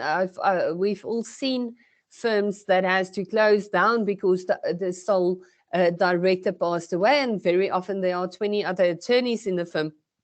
But because they are not business owners, or there was no succession plan in place, the firm has to close, and a bunch of people sit without work. That's not okay. We need to think about these things. We need to stop and consider the succession in our firms. It's very important. So think about that. If you want to build something, because we're talking about building your firm into a valuable asset, you can't build something into a valuable asset if you don't know what it is, if you don't know what it's worth. You need to keep tabs on your turnover to maintain your cash flow, but you need to look at your balance sheet and your income sheet statement very closely and very often. I have always asked for audited financials on my business account, not because I'm worried somebody steals money. I want to know exactly what's going on in my business. I actually need to focus on this and that to make sure that you have a strong asset value and you have a strong basis from which you are practicing. So keep an eye on that and know that is the only thing that you can sell. That's the only sellable thing in your business. It's really important to keep your finances healthy. And then ethics. Yella, I think I've said that a few times today already. You can't sell a firm with shenanigans on ethics. I am very quick to show a client a way. And it's one of the things that I pride myself on. If a client wants me to do something unethical, I will not just do it. I will actually end mandate with the client. It's a principle in my firm, and it's part of our core values, the Heart of a Lion thing. We are honest. And if my client wants me to be dishonest, I will not be dishonest, but I won't be your attorney anymore. Because all we have, guys, is our reputation. And we're already fighting against this thing where our clients believe we're going to steal their money. And they already believe we are overcharging them because they can't believe we are charging 500 Rand for a letter they could have typed out quickly just like that. Yes, without any experience. So it's a very interesting game that we are playing, but ethics are essential, and you'll only misstep once on an ethical issue, and it will either haunt you for the rest of your life or it will sink your firm quite quickly. Ethics are essential.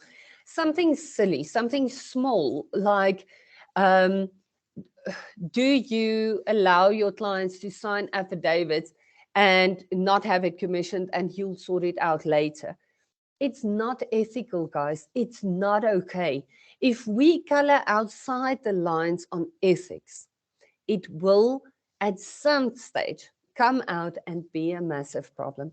And I know I sound like your mom and your teacher now at the same time, so bear with me, but ethics are essential.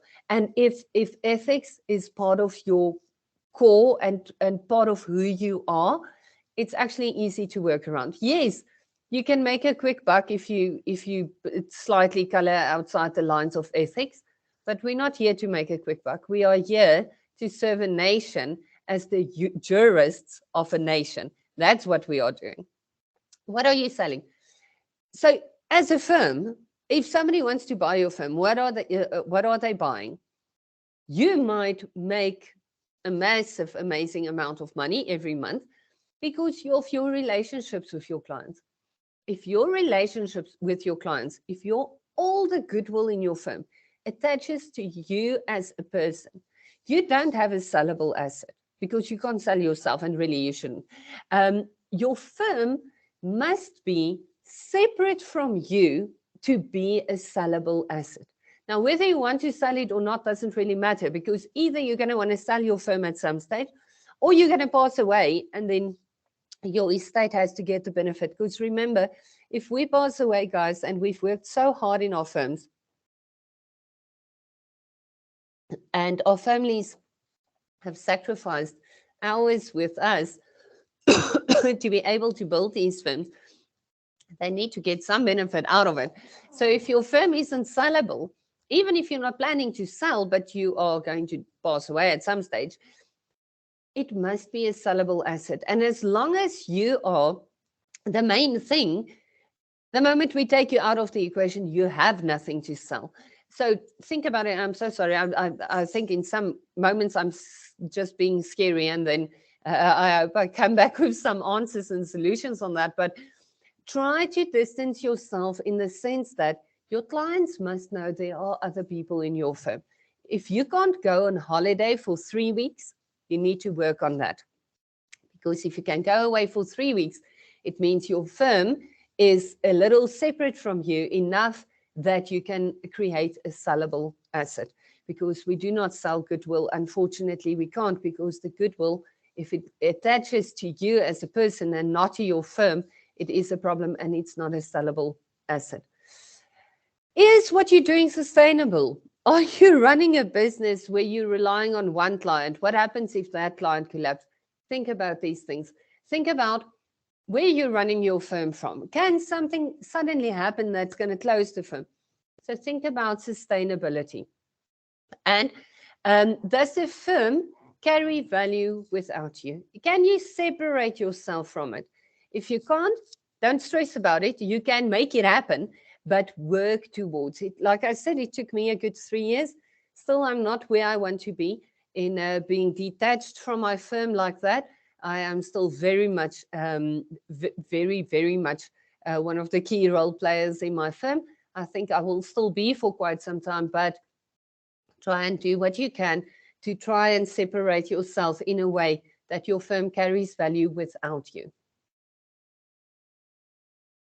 Then, most important things to keep in mind, and I say most important things just because if you keep this in mind, it will probably make your life as an attorney more enjoyable.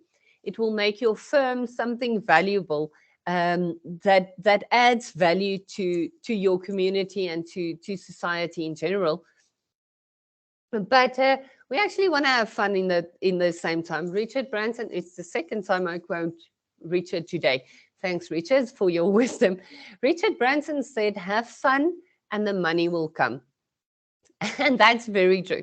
We can't have fun and then, not do it in a way we have a plan. At least have a plan and have a direction there, but have fun in doing it. If you're in a position where you have to escape from your firm or from your life to just sort of survive, think about why you are doing what you are doing. Is it worth sacrificing what you are sacrificing for this? The old, very sad story about lawyers that tend to drink a bit too much or be a little leaning on the bottle too hard is sadly a sad reality. I am very, very sad in that over the past 2 years, quite a few colleagues that I know personally, luckily not in my firm, but other business owner attorneys committed suicide because of the effect that COVID had either on their firms and lockdown had on their firms or in their personal lives. Now, to run a business that puts you in a position where you no longer have a will to live, that's a very important moment to stop and take stock of what we are doing. The reality is that there was sometime last year when two of my colleagues that I know personally committed suicide in the span of 1 week. And it was a very hard reality check for me. And I stopped and I thought, why, despite the fact that COVID was a proper kick in the guts, why am I still loving what I'm doing? Why do I get up in the morning and I'm thinking, oh my goodness, yeah, another day. I've been doing the same thing in the same firm for 14 years and I'm loving every day a little bit more. What is it? And I realized if I was still running my firm the way I did in 2014, 15, I probably wouldn't have liked it. I probably would have been absolutely gutted by COVID, because the thing and the reason why I did what I did was I just wanted to make money. And obviously still it's a very important thing to keep your cash flow healthy and to keep your firm profitable. But if you realize, if you can stop and you can realize that that's not the most important part of things, that's not the thing that is the reason why you do what you do. The reason why I do what I do is I get emails from other legal practitioners that attended my eviction webinar, or they contacted me for a question, they struggled with a matter, and they popped me a mail and they said, Silna, oh my goodness, somebody did this or that, or I received this replying affidavit, answering affidavit. I have no idea what I should be doing. Can you help me? And I stop and I think, and we brainstorm. Or an estate agent pops me a mail and says, Silna, you know what, I had this absolute chaotic situation and I thought it's the end of my career. You were able to help me. That's why I do what I do. And that's why I love doing what I'm doing. But if I didn't have the moment where I had to stop and really consider what I'm doing and why I'm doing what I'm doing, I wouldn't have been here. I honestly wouldn't have been as happy as I am at this stage. My team is amazing. I'm very, very blessed in that I haven't had to advertise a position in the past 2 years. The right people come to us. And I don't know exactly how it works. That's why I'm saying blessed. But I have a spectacular team and I love my team. I really do. And I love my clients and I love the industry that we are serving. That changes the way I do I do things. It changes the way I run the business and it makes me love every single second. And the things that should always be in order, guys, if there's a list that I can leave you with to say, just make sure you've got this. If you've got this, you should be lacquer. Don't stress. Everything's going to be amazing. If you have that and you are able to run your firm in this way, everything is going to be absolutely fine. You need to make sure that your tax affairs are in order. Make sure you're using a simple and easy to use accounting system. Make sure there's a brick wall between your trust account and your business account. Guys, don't even go there. Don't think, you know what, I know this transfer will register next week. I can so long transfer the money. Don't go there. The risks are so massively high. The chances that something goes wrong and you don't get that done is very, very high. And the moment that happens, that could very well mean it's the end of your business. It's really important to think about these things and really consider that we are doing the right things at all times. All right.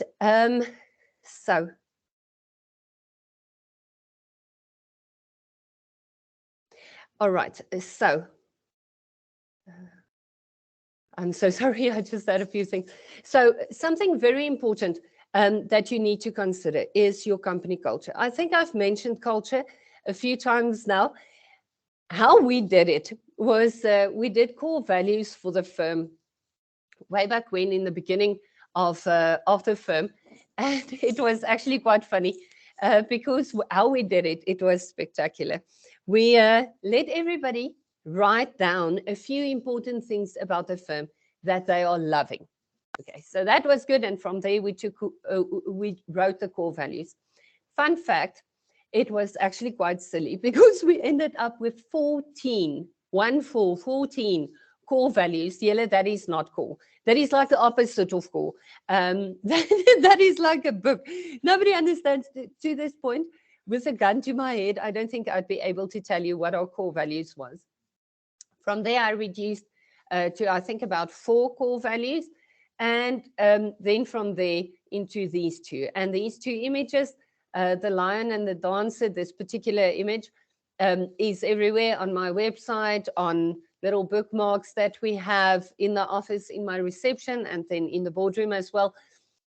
Because we see it the whole time. Every time we see it and we remember, we need to have the spirit of passion and we need to have the heart of a lion. Suddenly it's easy to do what we do. Because if your phone rings, and let's be fair, we get up in the mornings and we don't always love what we're doing. Like seriously, yesterday morning, it was cold. And also, fun fact, I am currently on crutches and in a moon boot. I tore my ankle ligaments. And it was shockingly painful. And wait for this, my office is on the first floor. So I have to go up 2 flights of stairs to get to my office on my crutches. It's not pretty, but it is what it is. And it was cold and my ankle was sore. And I thought, you know what, actually, I don't want to today. Today, I actually just want to stay at home and maybe Netflix a little. I can binge watch The Blacklist or something. That would be much more fun. But I had a very big day and I had a very important day. And it turned out to be a very productive day, despite the fact that I didn't want to. And it's not always fun. It's not always fun to do what we do. But if I walk in my office and I see this image and I realize I've made a commitment to my team that I will be where I have to be, when I should be there, without fail, they can lean back and they can know that I will be there. And that goes for my clients and for everybody else. They know I will be there. I expect that from them. So I can't do anything less because I'm the boss and the business owner gives me definitely not the authority to not be where I'm supposed to be. Actually, it makes me the first person to be there. When we had the most amazing day on Mandela Day, this week, Monday. you guys are welcome to go have a look at my Facebook, my firm's Facebook page. There we posted a few photos. This year we decided what we're going to do is we aren't going to give money or just do a donation or give a few things to an organization that will hand stuff out. What we did this year is we invited the kids from the firm, so the SSLR babies and the kids, and we have a nice spread from small babies to teenagers. And we did packs of fresh fruit and bread and stuff. And we had to go out in teams and stop and talk to the people and then give them food, but give more kindness and acknowledgement of you are a human and you are worthy of grace and kindness because you are a human being. And it was such a powerful outing for the team. Everybody came back. Everybody was crying. I promise there wasn't a dry eye in the house, but it changed the way we do things. It changed the way we do business. And it's suddenly no longer about the money. The money is important. We need to make money. We need to live and we need to look after our teams. But it's not about the money. It's about our culture. And formulate your culture. Think about what you do. If you are the suits crowd, do that, but do that passionately and be the first one to do that the hardest. If you aren't, if you do something else, if you're working from home, make sure you keep your team culture going. After this slide, I have a reading list for you. I'm a big book listener. I don't read because then I don't get anything else done. So I always listen to audiobooks, but I have a list for you around books that really changed my firm. One of the biggest books that made the biggest change in my firm is a book called Culture Wins. The truth is, culture will always win. You can have core values for days that says you are ethical, you are honest, and you will do what you have to, but then you're the one that's not on time for meetings. You're the one that believes it's okay to make your clients wait. You're the one that leaves early when everybody else is still working, or you are the one that is expecting the rest of your team to be in the office because you still have work, but they're not there. Stuff like that. Think about your culture and make sure you are the first one to drive your culture, because your team will follow culture and your culture will follow you. I can promise you that. So make sure your culture is in line with your why. And is this creating an infinite firm, or are you running a finite firm? Are you running a finite game, or are you actually playing towards something bigger, far bigger than yourself? And then financial obligations to service providers and creditors, reputation. I've had a colleague, sadly, in Bloemfontein. He asked me to do an opinion for him, and it was actually at a time when I was very, very busy. And I didn't actually have time. I created time and I did an opinion for him. Beautiful opinion, by the way. I actually want to share it now as an article or something, because it was wildly awesome, or just in my opinion, but it was my opinion. But anyway, did this opinion and he didn't pay me. And I thought, you know what, as an attorney, we know how much work and effort it takes to do anything, from a call to a letter to an opinion, whatever. You have to pull in all the knowledge that you have as a lawyer to do something relatively simple, answer a question, because you quickly have to consider, okay, but what about this? What about this? Okay, yeah, there's the answer. So for an attorney not to pay another attorney is pretty nasty. To not pay your advocate, to not pay the sheriff. Reputation is absolutely everything. Because when I'll admit this, I ended up issuing a summons on this guy, but it's just because I felt, sis man, I really put in a lot of effort for you and now you're not paying me. And when I delivered it to the sheriff said, oh, goodness, this is like the third summons for this attorney this week that he has to serve. And I thought, that is sad, guys. Let's keep in mind, we are the people that society looks to for being the model citizens, law-abiding citizens. Let's abide by the law. It's actually really important for us to do that. And then remember the oath you took. When you got admitted, I don't know if you remember this, it was wild. Your mum was crying, you were shaking a little. But at some stage, they called you to the front of the courtroom, or if you were admitted in COVID times, you were doing this virtually. And you raised your right hand and you said, "So help me God." What you asked God there to help you with is to be loyal to the Republic of South Africa, to uphold the Constitution, to be ethical, and to give good jurists to our society. As lawyers, guys, we have such an important job. We are the custodians of the Constitution. We don't have the right in any way to post things on social media and say, you know what, this country is going to waste. The world is in a chaotic situation. Society is looking for stability. Be the stable one in your community. Be the one that says, yes, guys, it's wild right now. Yes, there's another interest rate hike. True. Yes, there's corruption everywhere. Don't be part of that. Don't be part of the corruption. Don't be part of the negativity. Stand up as a lawyer, as a legal practitioner and a jurist in our society, as the custodians of the Constitution, as the leaders in this context. If you see something that's wrong, change it. Don't sit back and moan about corruption and either not say anything about it, not report it, or be party to it. Even worse, stand up and do what we have to. Desmond Tutu said, and this is actually from I think Malachi in the Bible, pursue justice, love kindness, and walk humbly with your God. And when Desmond Tutu passed away, and his funeral on the 1st of Jan was actually such a spectacular way to start the year. If you look at somebody like that, somebody that taught us about Ubuntu, that taught us about being human, this is who we should be. This is what we should be. And we should be loving justice. We should be enforcing justice. And we should be really making sure that we only litigate and get our clients to pay us for stuff that is really in their best interest.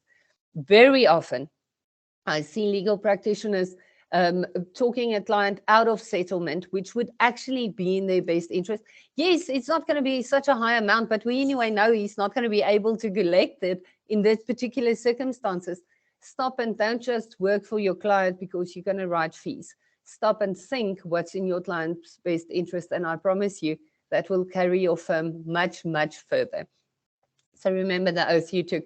If you forgot, Google it. It's important to keep that oath in mind. And then you must see the bigger picture. As legal practitioners, we are here to serve a nation, not ourselves. If we're willing to take money from a client that we know actually there was an easier or cheaper way for this client to do it, we're not doing our jobs. We are here to serve a nation, and a nation in need of true brave jurists. So on that high note, guys, I have a reading list for you. I'm quite sure my good friends from LSSA lead lady, I'm sure those lovely ladies is going to send you the slideshow, so you'll be able to see this again, but I'll leave it on for a while. The first one is the first book I referred to in today's webinar by Simon Sinek, The Infinite Game. Oof, there's a part in that book that I still have nightmares about it. You'll see when you get there. You know, I'm sorry, that's not the part that I'm referring to. Now I made you curious, and now you're going to listen to it. Very good book. 5 Dysfunctions of a Team, especially if you have more than one person in your management team, but your entire team. If you're a small firm of you and a secretary, still you're a team. It's a fantastic, fantastic book. Radical Candor. Without that book, I won't be able to do what I do. I spoke so much about Nick today. I actually should get him on just to wave and say, hello, I am a real person. If it wasn't for this book, we would have struggled. We are very candid in our conversations. Like I said, we are very different and different personalities. And I need to be able to say, Nikki, I think you are being stingy now. I need to spend on marketing in this respect or whatever. And or he could say, Silna, you are going wild now. You can only give so much money on Mandela Day. Calm down. We need to build up a cash reserve or something, but we need to be candid and open about it. None of this talk around conversations, and eventually nobody knows exactly what's going on. That's a very cool book there. Culture Wins, I mentioned, had a massive effect on my life. 7 Habits of Highly Effective People. The short version of that is you only have so much influence, so try not to work outside of that. Don't spend time and energy on stuff you have no influence on. Please don't share negative stuff on social media. It's not good for you or anybody. Plus, you have absolutely no influence on that. Then factfulness, very important, very, very important, especially for us as attorneys and business owners. I get a lot of flack for being an extreme fact checker. If I see something on social media or somebody tells me a story, I would immediately say, where did you hear that? Especially now through COVID, it was wild. People would say, now we should be wearing masks, shouldn't be wearing masks, then this, then that. And I am the one that always goes to gov.za to figure out where we are, what changed. Be factful, because if you know what the actual facts are, you're probably going to freak out about life much, much less. How to Win Friends and Influence People, very old, very well-known book, obviously, by Dale Carnegie, very important one, just to how to interact with people. And then Building a Culture of Freedom and Responsibility is a very nice book. Is that... No, that's not the Netflix book, but it could be the book about Netflix story. Keep an eye on this, guys.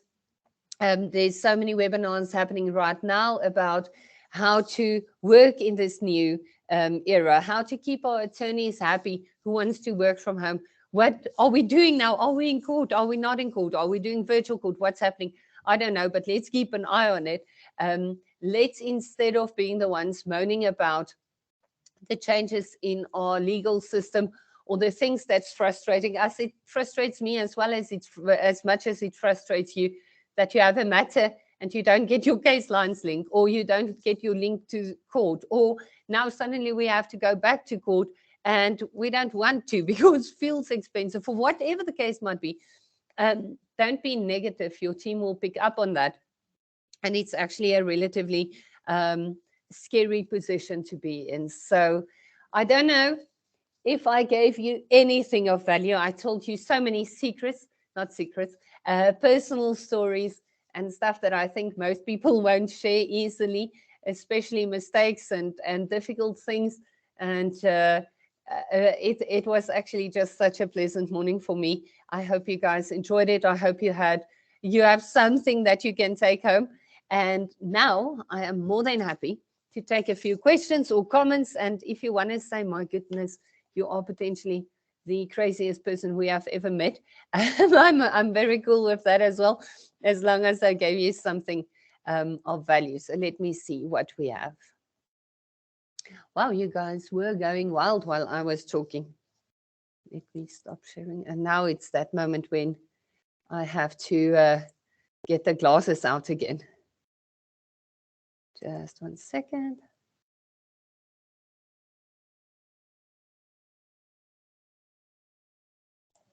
Okay, good. Alrighty, where are we? You are more than welcome to pop more questions. In terms of naming the practice, the code of conduct requires us to name the practice to link to our names. Can we deviate from this to commercialize the practice? I have tried, but I've always been referred to back to paragraph 15.3. Agree 100%. We do need to comply with that rule. So our firm names most definitely have to link to names, but it has to be founding partners or directors or current partners or directors. So why I'm saying that is, for us, for instance, Stein Leroux Incorporated is SSLR, but we drive the SSLR harder in marketing and branding than the Stein Leroux, because in fairness, I'm the only one actually left on the name. So yes, most definitely, but you can be creative around the way you comply with that requirement. You have to obviously on your letterhead still say Stein Leroux, but it doesn't have to be, there's no font size or something specific behind that. So you can get a little creative around marketing. May you kindly repeat the 5 breakdowns of evictions for billing? Belinda, I'm more than happy to. So now look at me. You can easily trick me into accidentally doing an eviction training for you, but let me not fall for that 100%. Let me just do the phases. So an eviction, Belinda, I don't know if you do evictions often. You are more than welcome. If you whether you do evictions often or not doesn't really matter. But on my website, www.sslr.co.za, you'll see on resources downloads under that tab, I have a flow chart of how an eviction should work. So you're more than welcome to take what I'm saying now back to that flow chart, and I think then I'm going to make a lot of sense. So phase 1 is cancellation of the right of occupation. Phase 2 is your notice of motion, and that has to be issued and served. Phase 3 is your ex parte application and service of your notice in terms of Section 4.2 of the Prevention of Illegal Evictions Act. That phase is obviously omitted in as far as it pertains to commercial evictions. Then phase 4 is your eviction application, the actual obtaining the order, and phase 5 is execution. And I'll stop there because that almost got me into talking about evictions again. Okay, which software are you using now for your matters and billing? I'll say this, if I get into trouble for this, forgive me. We on Ghost Practice, we were off Ghost Practice and back on Ghost Practice, and I must say, and now I'm going to get into trouble for this one, but I won't easily move away from Ghost Practice. If again, I'm very, very happy with Ghost. It's a good system. And okay, now I'm going to say this. Don't choose your practice management system based on cost. And what I mean by that is, don't choose a system because it's more cost effective or cheaper. When it comes to practice management systems, I have learned the very hard way, 2 million rand hard way, that goedkoop koop is in fact very duur koop. So that's my story. I hope that helps, Debbie. If the staff are not in the office, how do you deal with clients just walking in or phoning into the office? Alison, I think that's specific to my practice and the way we're doing things. We don't easily have walk-in clients. Walk-in clients aren't actual clients. They are usually here to commission stuff, and there'll be at least one attorney. And I mean, you anyway don't bill for that. So we only meet on appointment. And so if somebody walks in that wants to see an attorney, we make an appointment for a later stage or meet with an attorney in the office, but we don't easily have walk-in clients. So I think that could be different for another firm. How do you go about setting targets for the team? Debbie, beautiful question. What we do is actually quite interesting. I have a daily target. So how I got to that is I take the firm's turnover and the actual expenses. What are we supposed to pay in a month? So that's obviously for a law firm, always salaries would be the biggest cut. So I take my salaries, my rent, all those fixed costs, and average other spending that differs from month to month. And I put a slight profit margin on top of that, and I divide it by the working days in the year. That brings me to a daily average that I need to achieve to reach my year target. And from there, my daily team target, I break into smaller chunks per attorney, per paralegal. My paralegals have fee targets, and my paralegals very often outshine my attorneys, which is amazing. A paralegal with a fee target is a powerful thing. I love it, and they love overshooting the attorneys. So I break it down from a daily target. I hope that makes sense. If you're a new candidate attorney, how can you set a goal for yourself to adjust your business targets? How do you drive yourself, get clients in a specific field? Oh my goodness, that's a beautiful question. And the answer is, I have absolutely no idea. Very often, um, uh, it takes time to understand what drives you. And what drives me would be different from what drives you. And starting with your why is typically the way you're going to get to your answer. For both, how do you motivate yourself and how do you get the right lines? So start with why. I would give these books, I gave you a lesson, especially Simon Sinek's book. There's another book, it starts with why. It's actually a very important one. I actually think it's also a Simon Sinek book. So start with why and know why you're doing what you're doing, and the rest will actually fall into place almost naturally. If you, again, Richard Branson, forgive me. I recently listened to his first autobiography, Losing My Virginity, and then his later one now, which he published recently, 3 or so years ago, Finding My Virginity. And if you look at Richard Branson and the way he ran his business, in the beginning, it was wild. He was this wild child that did this crazy, weird things, worked out amazingly well. But now looking back on his career and on his life, he calmed down and he's correcting mistakes that he made in the past. I must say, to read the two next to each other, especially if you can squeeze in Screw It, Let's Do It, also from Richard Branson in the middle, gives you perspective on business. So I hope that helps.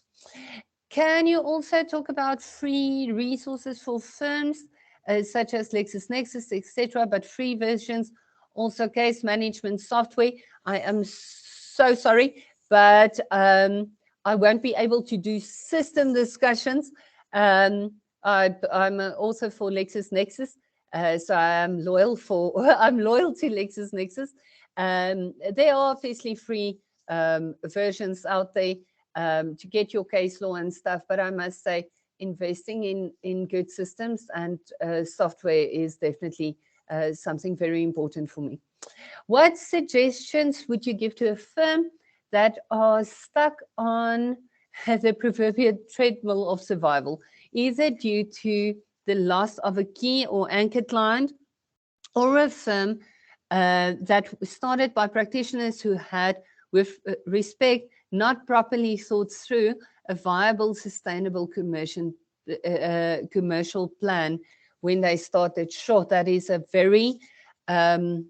very honest question, Thomas. It's beautiful.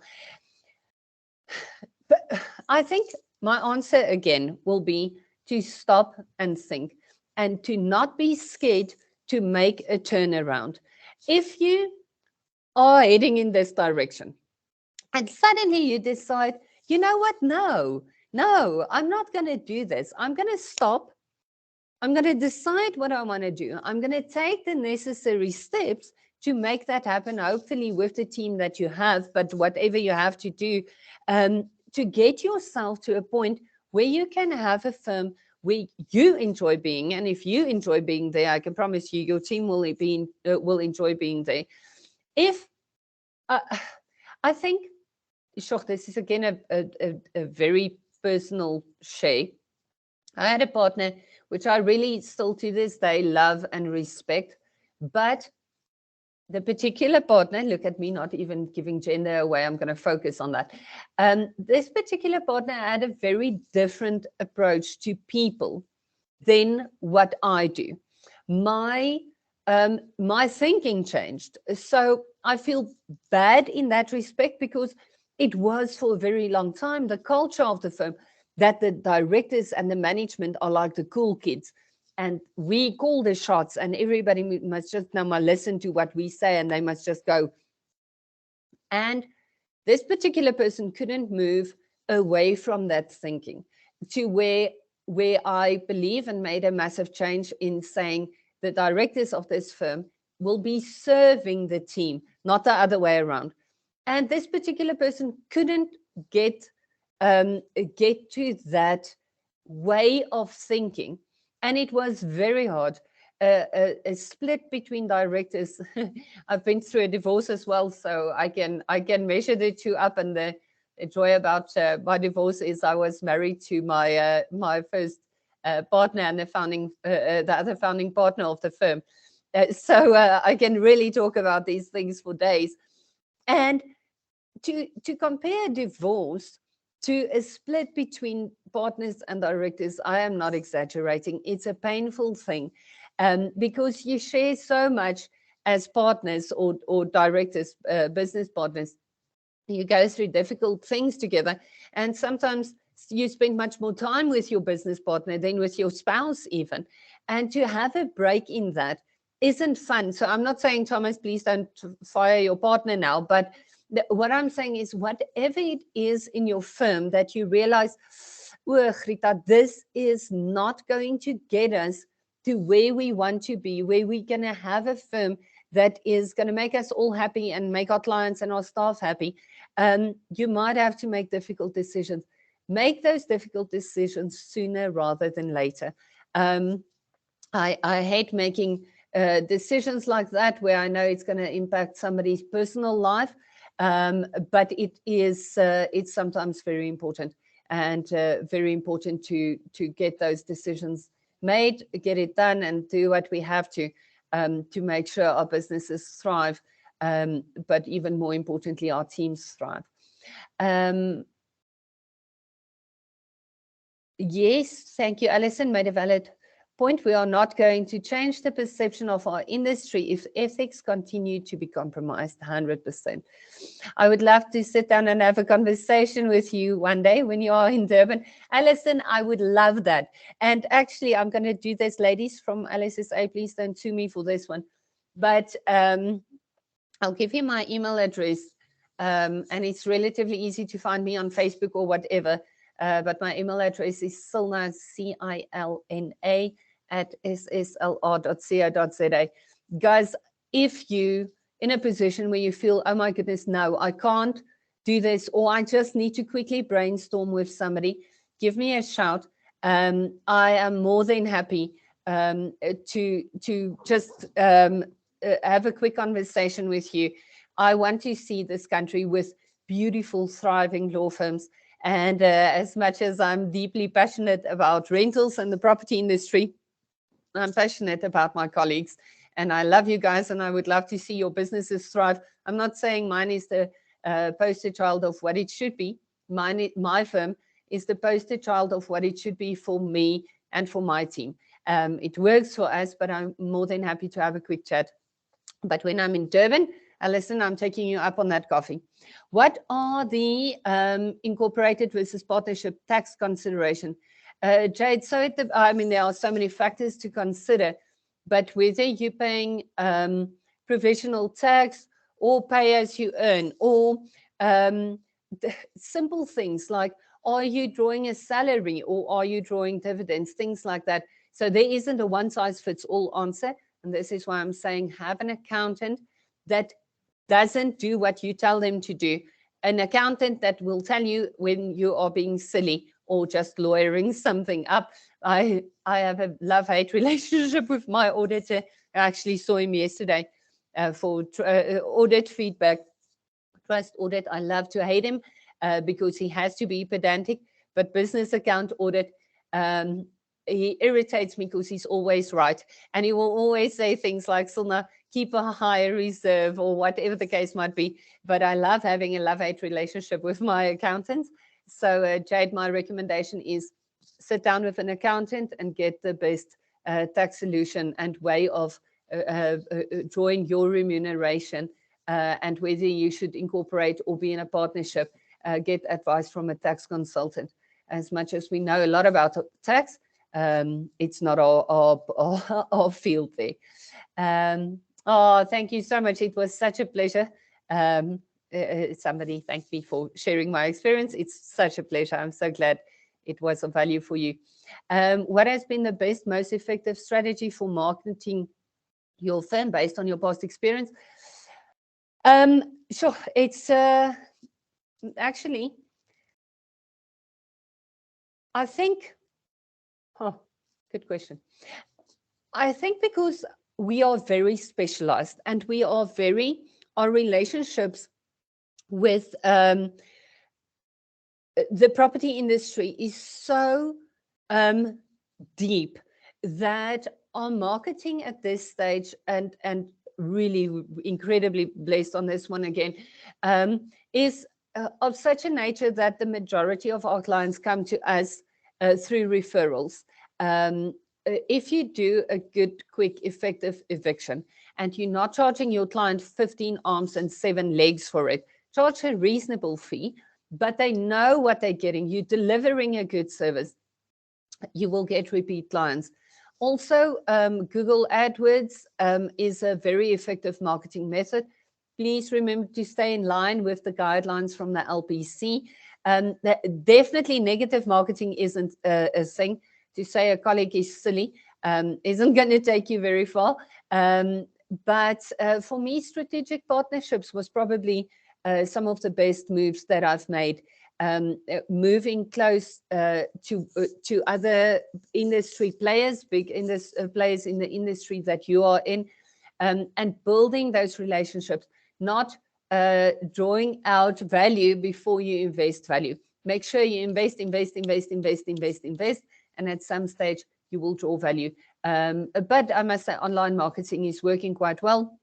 It's interesting. If you Google my name, you'll see I've been on more, with television stuff and this and that and the other. And I don't have a PR person. I don't have a marketing person. All my invites for talks or whatever is 100% organic. But I must say, I think I am brave enough to put myself out there and give an answer. This whole, if you on ENCA or 702 or whatever, and you get asked a question and you give a lawyer answer, and by lawyer answer, I mean, you're basically talking a lot but not saying anything. It's not fantastic marketing. So be brave enough to say what you think, because I can promise you, you're probably right most of the times. And that will get you in front of the audiences you need to be. So hope that helps. I started my own firm a year ago at age 26. Wow, Nicole, congratulations, with no clients. Any advice to grow your client base? Sure. Nicole, I think I just mentioned that. I think Google AdWords is good. But you're welcome to take me up on my email offer. It's amazing. And congratulations for being brave enough to do that. It's pretty cool. But find ways to add value. People love that. I think and I think I'm a little unpopular for this one, because I do a lot of free training for estate agents between the Property Law Alliance, that group on Facebook I told you about, and then the training I do for the national agencies. I am taking, I think, a lot of revenue away from people that's training as a business. And I didn't do that with the intention to take business away from them. I do it with the intention to add value. If I build the rental agents in South Africa, if I build a quality rental agent, if I have a hand in building that, or for instance, my passion for industry standardization, I drafted TPN leaseback lease, which the majority of country is now using as the lease agreement of choice. It makes it easier for the industry to survive, in the sense that tenants know what to expect, landlords know what to expect. If you've been renting through Chas Everett and you have your clause 22.1, which is in line with Section 45C of the Rental Housing Act, where a landlord can cancel a lease agreement midterm, provided that it's in the lease agreement and the reason for cancellation is not an unfair practice. If you've been with Chas Everett and that client cancels in terms of that clause, and you think, oh my goodness, that's so unfair, And the next rental you're doing, you're renting through C, for argument's sake. My Yamal, here is the exact same clause on the exact same spot. Again, clause 22.1. Everybody starts realizing, my goodness, this is actually the law and it's not my landlord being a bully. So industry standardization is a big thing for me. So find that part of the law that you really enjoy. See if there's some way you can add value, and I promise you the people will come to you. Add value and people will love you. It's the way it is. I also noticed you have a client liaison in your firm. Kindly advise what role she plays. Oh, yes. Okay, so Lisa Yella was the best appointment, not the best. I've made so many good appointments, but one of the best appointments I've made. I asked a recruitment agent to find me an attorney like myself, who is an admitted attorney, who has legal knowledge and passion for the law, but doesn't want to practice as an attorney per se. If you ever see me in a robe, guys, I am on my way to a party, a dress-up party. Follow me, it's going to be fun. Or I am the accused in a matter. So I'm not easily in court. I don't enjoy court. So all our inquiries, because we have these relationships in the industry we get about 150 to 200 inquiries in a month. Now, that is a lot. If you want to convert an inquiry properly, to say to a client, I will have a conversation with you, but put 5,000 Rand on trust first. Not going to get that instruction. You need to have time to talk to every person that has an inquiry with your firm, really understand what's happening, give them some advice, again, add value before you get money out of it. And that started to be too burdensome for the attorneys. They handled the inquiries way back when in the beginning I did. And then I obviously ran out of time quite quickly. Then the attorneys did, and that affected billable hours. So I appointed Lisa. So her job is she sits and talks to our clients every day, the entire day. So all new inquiries is handled by her, and then the matter gets passed out to an attorney who will handle the matter. But Lisa will always keep a sort of an eye on the situation. So if the client feels like the attorney is over lawyering the conversation, they know they can go back to Lisa and say, just de-lawyer this for me. And she's there for that. But mostly to handle our new inquiries. Nicole, I'm in the same boat. Okay. Still dealing with billing in phases. Where do you bridge the gap with giving a client an average fee for a matter without alienating a client because of fees? That's scary. You know what? Don't undervalue yourself. I've had colleagues, because I'm so open about my firm and the way I do things, I easily share my fee schedule and stuff. And I've had quite a few colleagues, don't appreciate that, but it happens, that then go and undercut me, which is fine. There will always be an attorney that charges less than you. I charge what I charge, and my fees are what they are, based on the value we add and that we deliver to the client. That's a reasonable fee for me to run the firm, to pay my attorneys, to make sure all the support staff are well paid and well looked after that we have a nice office and everybody is happy and fed. And I can't charge anything less than the amount that we agree to. There will always be a guy that's going to do an eviction for 6,000 Rand. I can promise you that. But you're not going to want to do all the evictions in the country because nobody has capacity for that.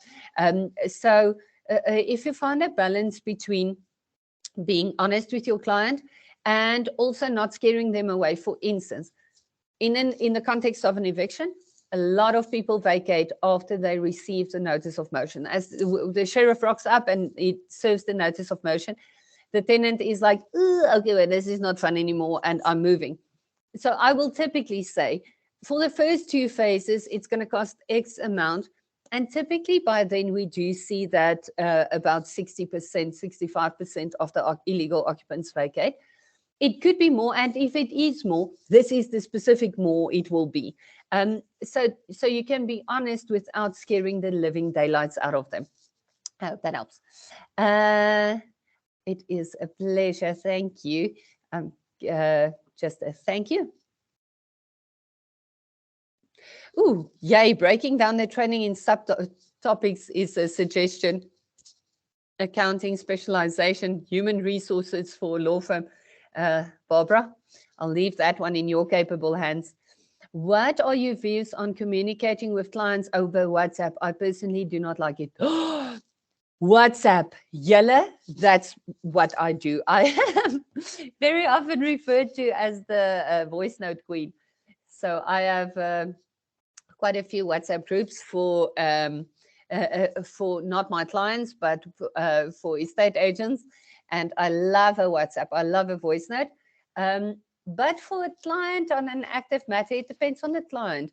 Warwick, I must say, some clients, once they have your cell phone number and WhatsApp, they start sending you like cat videos, or, you know, they start thinking that you are friends, meaning that they can now contact you on a Saturday.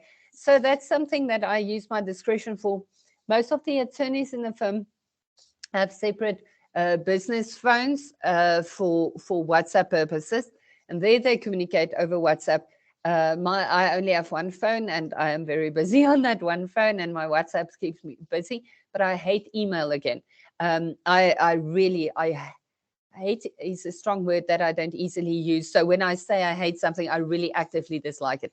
I'm not a fan of emails. So I suppose it's a personal thing. Oh, shame. It's a pleasure, Alison. It's a pleasure, Warwick. When you assign your targets for paralegals, what actually comprises the generation of their fees to meet their target, as they cannot bill per consultation? So is the fee target then just for the work they have done, or actually go and get and bring work in? Oh, no, that's very important. My team, neither my attorneys nor my paralegals will have to bring work in. The firm brings in the work, so through relationships, and then Lisa, my client liaison officer. So what the targets for the paralegals entail is simply the work they do.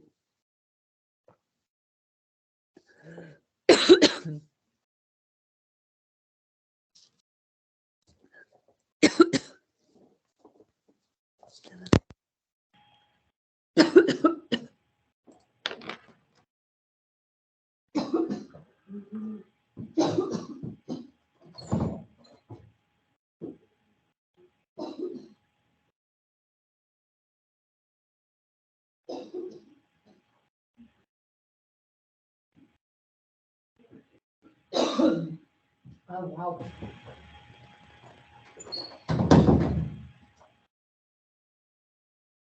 I'm alive. Sorry, guys, that was spectacular.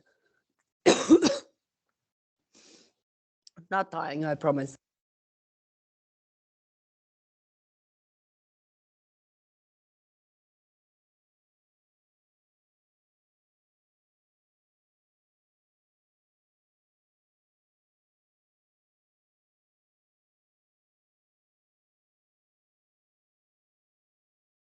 Oh my goodness, that was spectacular. I'm sorry. Don't know what went wrong there. Okay, back to your questions. I'll stop coughing now. Oh, goodness. That's so funny. I'm so sorry. So, lastly, let me read quietly. Then I'll tell you.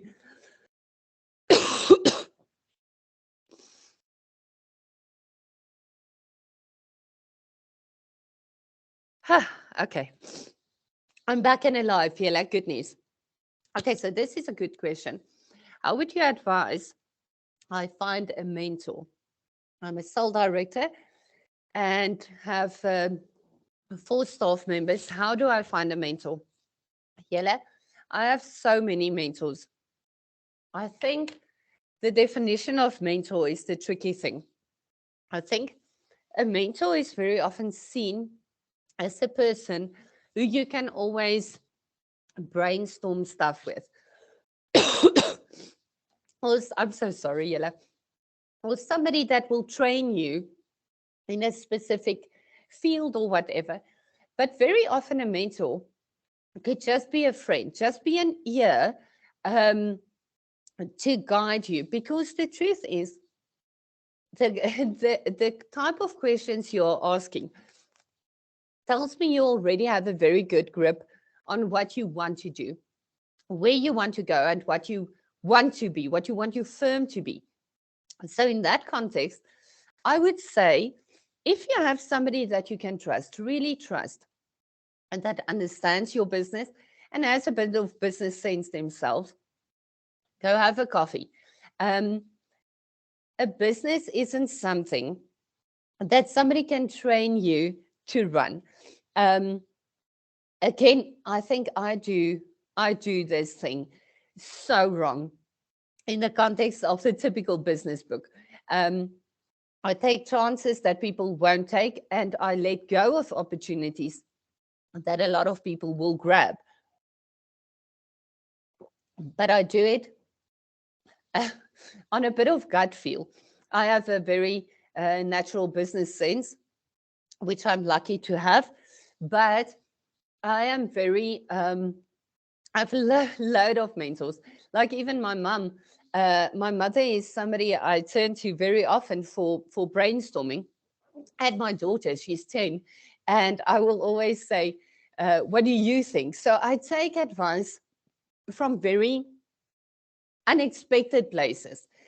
I read a lot, I think a lot, and to be quite honest, if I have to give this short version of how to make this work, a law firm now, how to make it work is keep your head down, work very hard, and pray.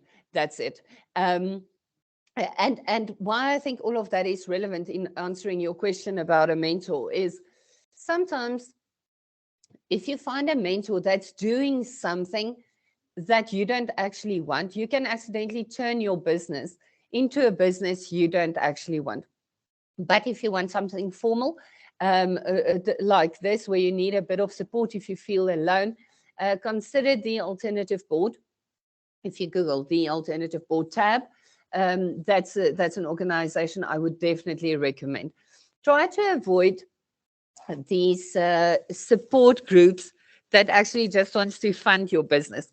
If you can get away with as little as possible credit or funding, and you must keep your head down and you run very lean, you're in a better position. But if you need somebody, tab is really good to consider. What major obstacle would you warn against when starting a firm? Katlejos, sure. Major obstacle. Can I be candid? I promised I will be. The major obstacle when starting a law firm is if you believe that you are doing this because you're going to make more money, or if you think you are doing this because people are going to look at you as that person with your own firm. To have a law firm is stressful and painful. And for a very long time, that's almost the only thing you have is a stressful, painful situation until you realize it's okay to make mistakes. It's okay to sometimes fail. It's okay to get tired and to take a break. All of this is okay. And when you get there, it's joyful. But I would say biggest obstacle is to start a firm for the wrong reason. Cash flow, big issue. Don't fall into the trap of starting a firm with a loan. I started the firm, this firm, with 40,000 Rand on a credit card. Yella. At the time, it was super scary because we already had 2 staff members that we had to pay, 2 secretaries. And that was probably the worst idea ever, but it worked. And here we are 14 years later. And thanks to that, I actually maintained the situation that I don't like to run in credit. We do have a small overdraft on our business account, but that's just for cash flow purposes. But other than that, I avoid credit like the plague. And the plague suddenly after the past few years is a even better thing to mention. So I hope that helps. Okay, platforms, awesome. I struggle, wait. Precious. I find it struggle to find clients for the firm. My firm has incorporated in October 2020. Do you have any advice on how to get clients and also how to keep them? Precious, I think I've answered that question a little earlier. He's been popping up. But again, value, value, value. Just put in value. People don't look at attorneys the same way as they did in the past. They don't come to us because they don't know. These days we have Google and people know the answers when they walk in. Show them the value that you can add to their business, to their lives, to whatever. Add value and your clients will follow, I can promise. How do you find a niche area of law to specialize in? Wow, Anusha, that's a question. I fell into this one accidentally. I started doing evictions in 2009, so evictions wasn't really a thing. Everybody was struggling with them. And I had a divorce client that I didn't want. I hate divorces. And I told my partner I'll swap him for anything. And he had 2 evictions that he was struggling with. And I realized, my goodness, this is actually something fun to do. So a niche area would typically be, again, if you sit down and you spend time thinking about what you want to do, you'll probably pick up areas. I recently spoke to an attorney that specialized in engineering contracts. So just that. And it's such a wild field. Like there's so many things I didn't know. So be careful of falling into the trap of thinking that the area that you're comfortable with is something that you can niche. There's quite a few amazing books on finding a niche market. But again, follow your passion. Your passion will typically lead you to something that you are naturally good at. And in that industry or area or whatever, spend some time and I can promise you're going to find an area that's going to be a very sweet, small little market. Don't go for the big things. It's those unique things that people don't really recognize or notice where your beautiful niche markets will lie. Philip, it's a pleasure. Thought-provoking presentation. I'm glad it was thought-provoking. I was hoping for that, so thank you for that. What exit strategies can you recommend for a sole proprietor? Sure, Anusha, that's scary. Sole proprietor exit strategy is even more important to make sure that you distance yourself in a way from your firm. So you need to find a way to add value, even if you're not there. So with systems and a good team, you can achieve that as a sole proprietor. Problem is, when you leave the company, you can't carry on with the team if they aren't admitted attorneys. So just think about succession there, but you will have to think about it actively about how to distance yourself in a way. Thank you for the most valuable session. Oh, Shem, that's very sweet. Appreciate your candidness and encouragement. You mentioned fees are based on value. What you give, I didn't catch that full phrase. Vanessa, what did I say? Oh, I base my fees on the value I give to client. Oh, yes. And then I started coughing and almost dying. So that's probably what went wrong there. I'm sorry. So I base my fees on the effort and the time it takes, the value we give to client, but also what does it cost me to run this firm in this way, where I can pay my staff salaries that I'm comfortable with and that I can grow the firm and spend on marketing and all those operational costs without having to pay in. Because sadly, there's a lot of attorneys out there running firms where they are actually paying a lot of money to have a job and a job for a horrible boss. So make sure you don't fall into that trap. So I do my overheads and my turnover does actually impact my fees as well. It is relevant for me, and I try to keep fees as low as possible without causing any harm to the firm in any way. So I think, yeah, I was dying and you guys were very caring. Thank you for that. Thank you so much for your time. It's a pleasure. I'm so glad you guys enjoyed it. I am very happy that I was able to give you something, made you think, and I hope you've learned something. I don't know if I could teach something that's not really learnable, because this is just experience and, you know, my gut. The one thing that I'll say is, if you have a look at my website, I think you'll see a bit of my heart in it, in that I have a profile page for every single one of the team members. So it's not just the attorneys, it's not just the directors. And please do yourselves a favor. If you go to the support staff page, we had to separate the two pages, otherwise it's too heavy to load. But we have the attorneys on the one side, and then the support staff. But please go read a few of those profiles. Like my tea lady, you'll see she's the hygiene officer and barista, and just the stories of my team. I love my team. They are spectacular people. Go have a look at our website. You're really welcome. I think the way we practice law and the way this team runs makes it enjoyable. So you're welcome to use anything that you see, in the sense that if you think, oh my goodness, this could work for my firm, please guys, use it. Don't use my staff's profile. That's bad.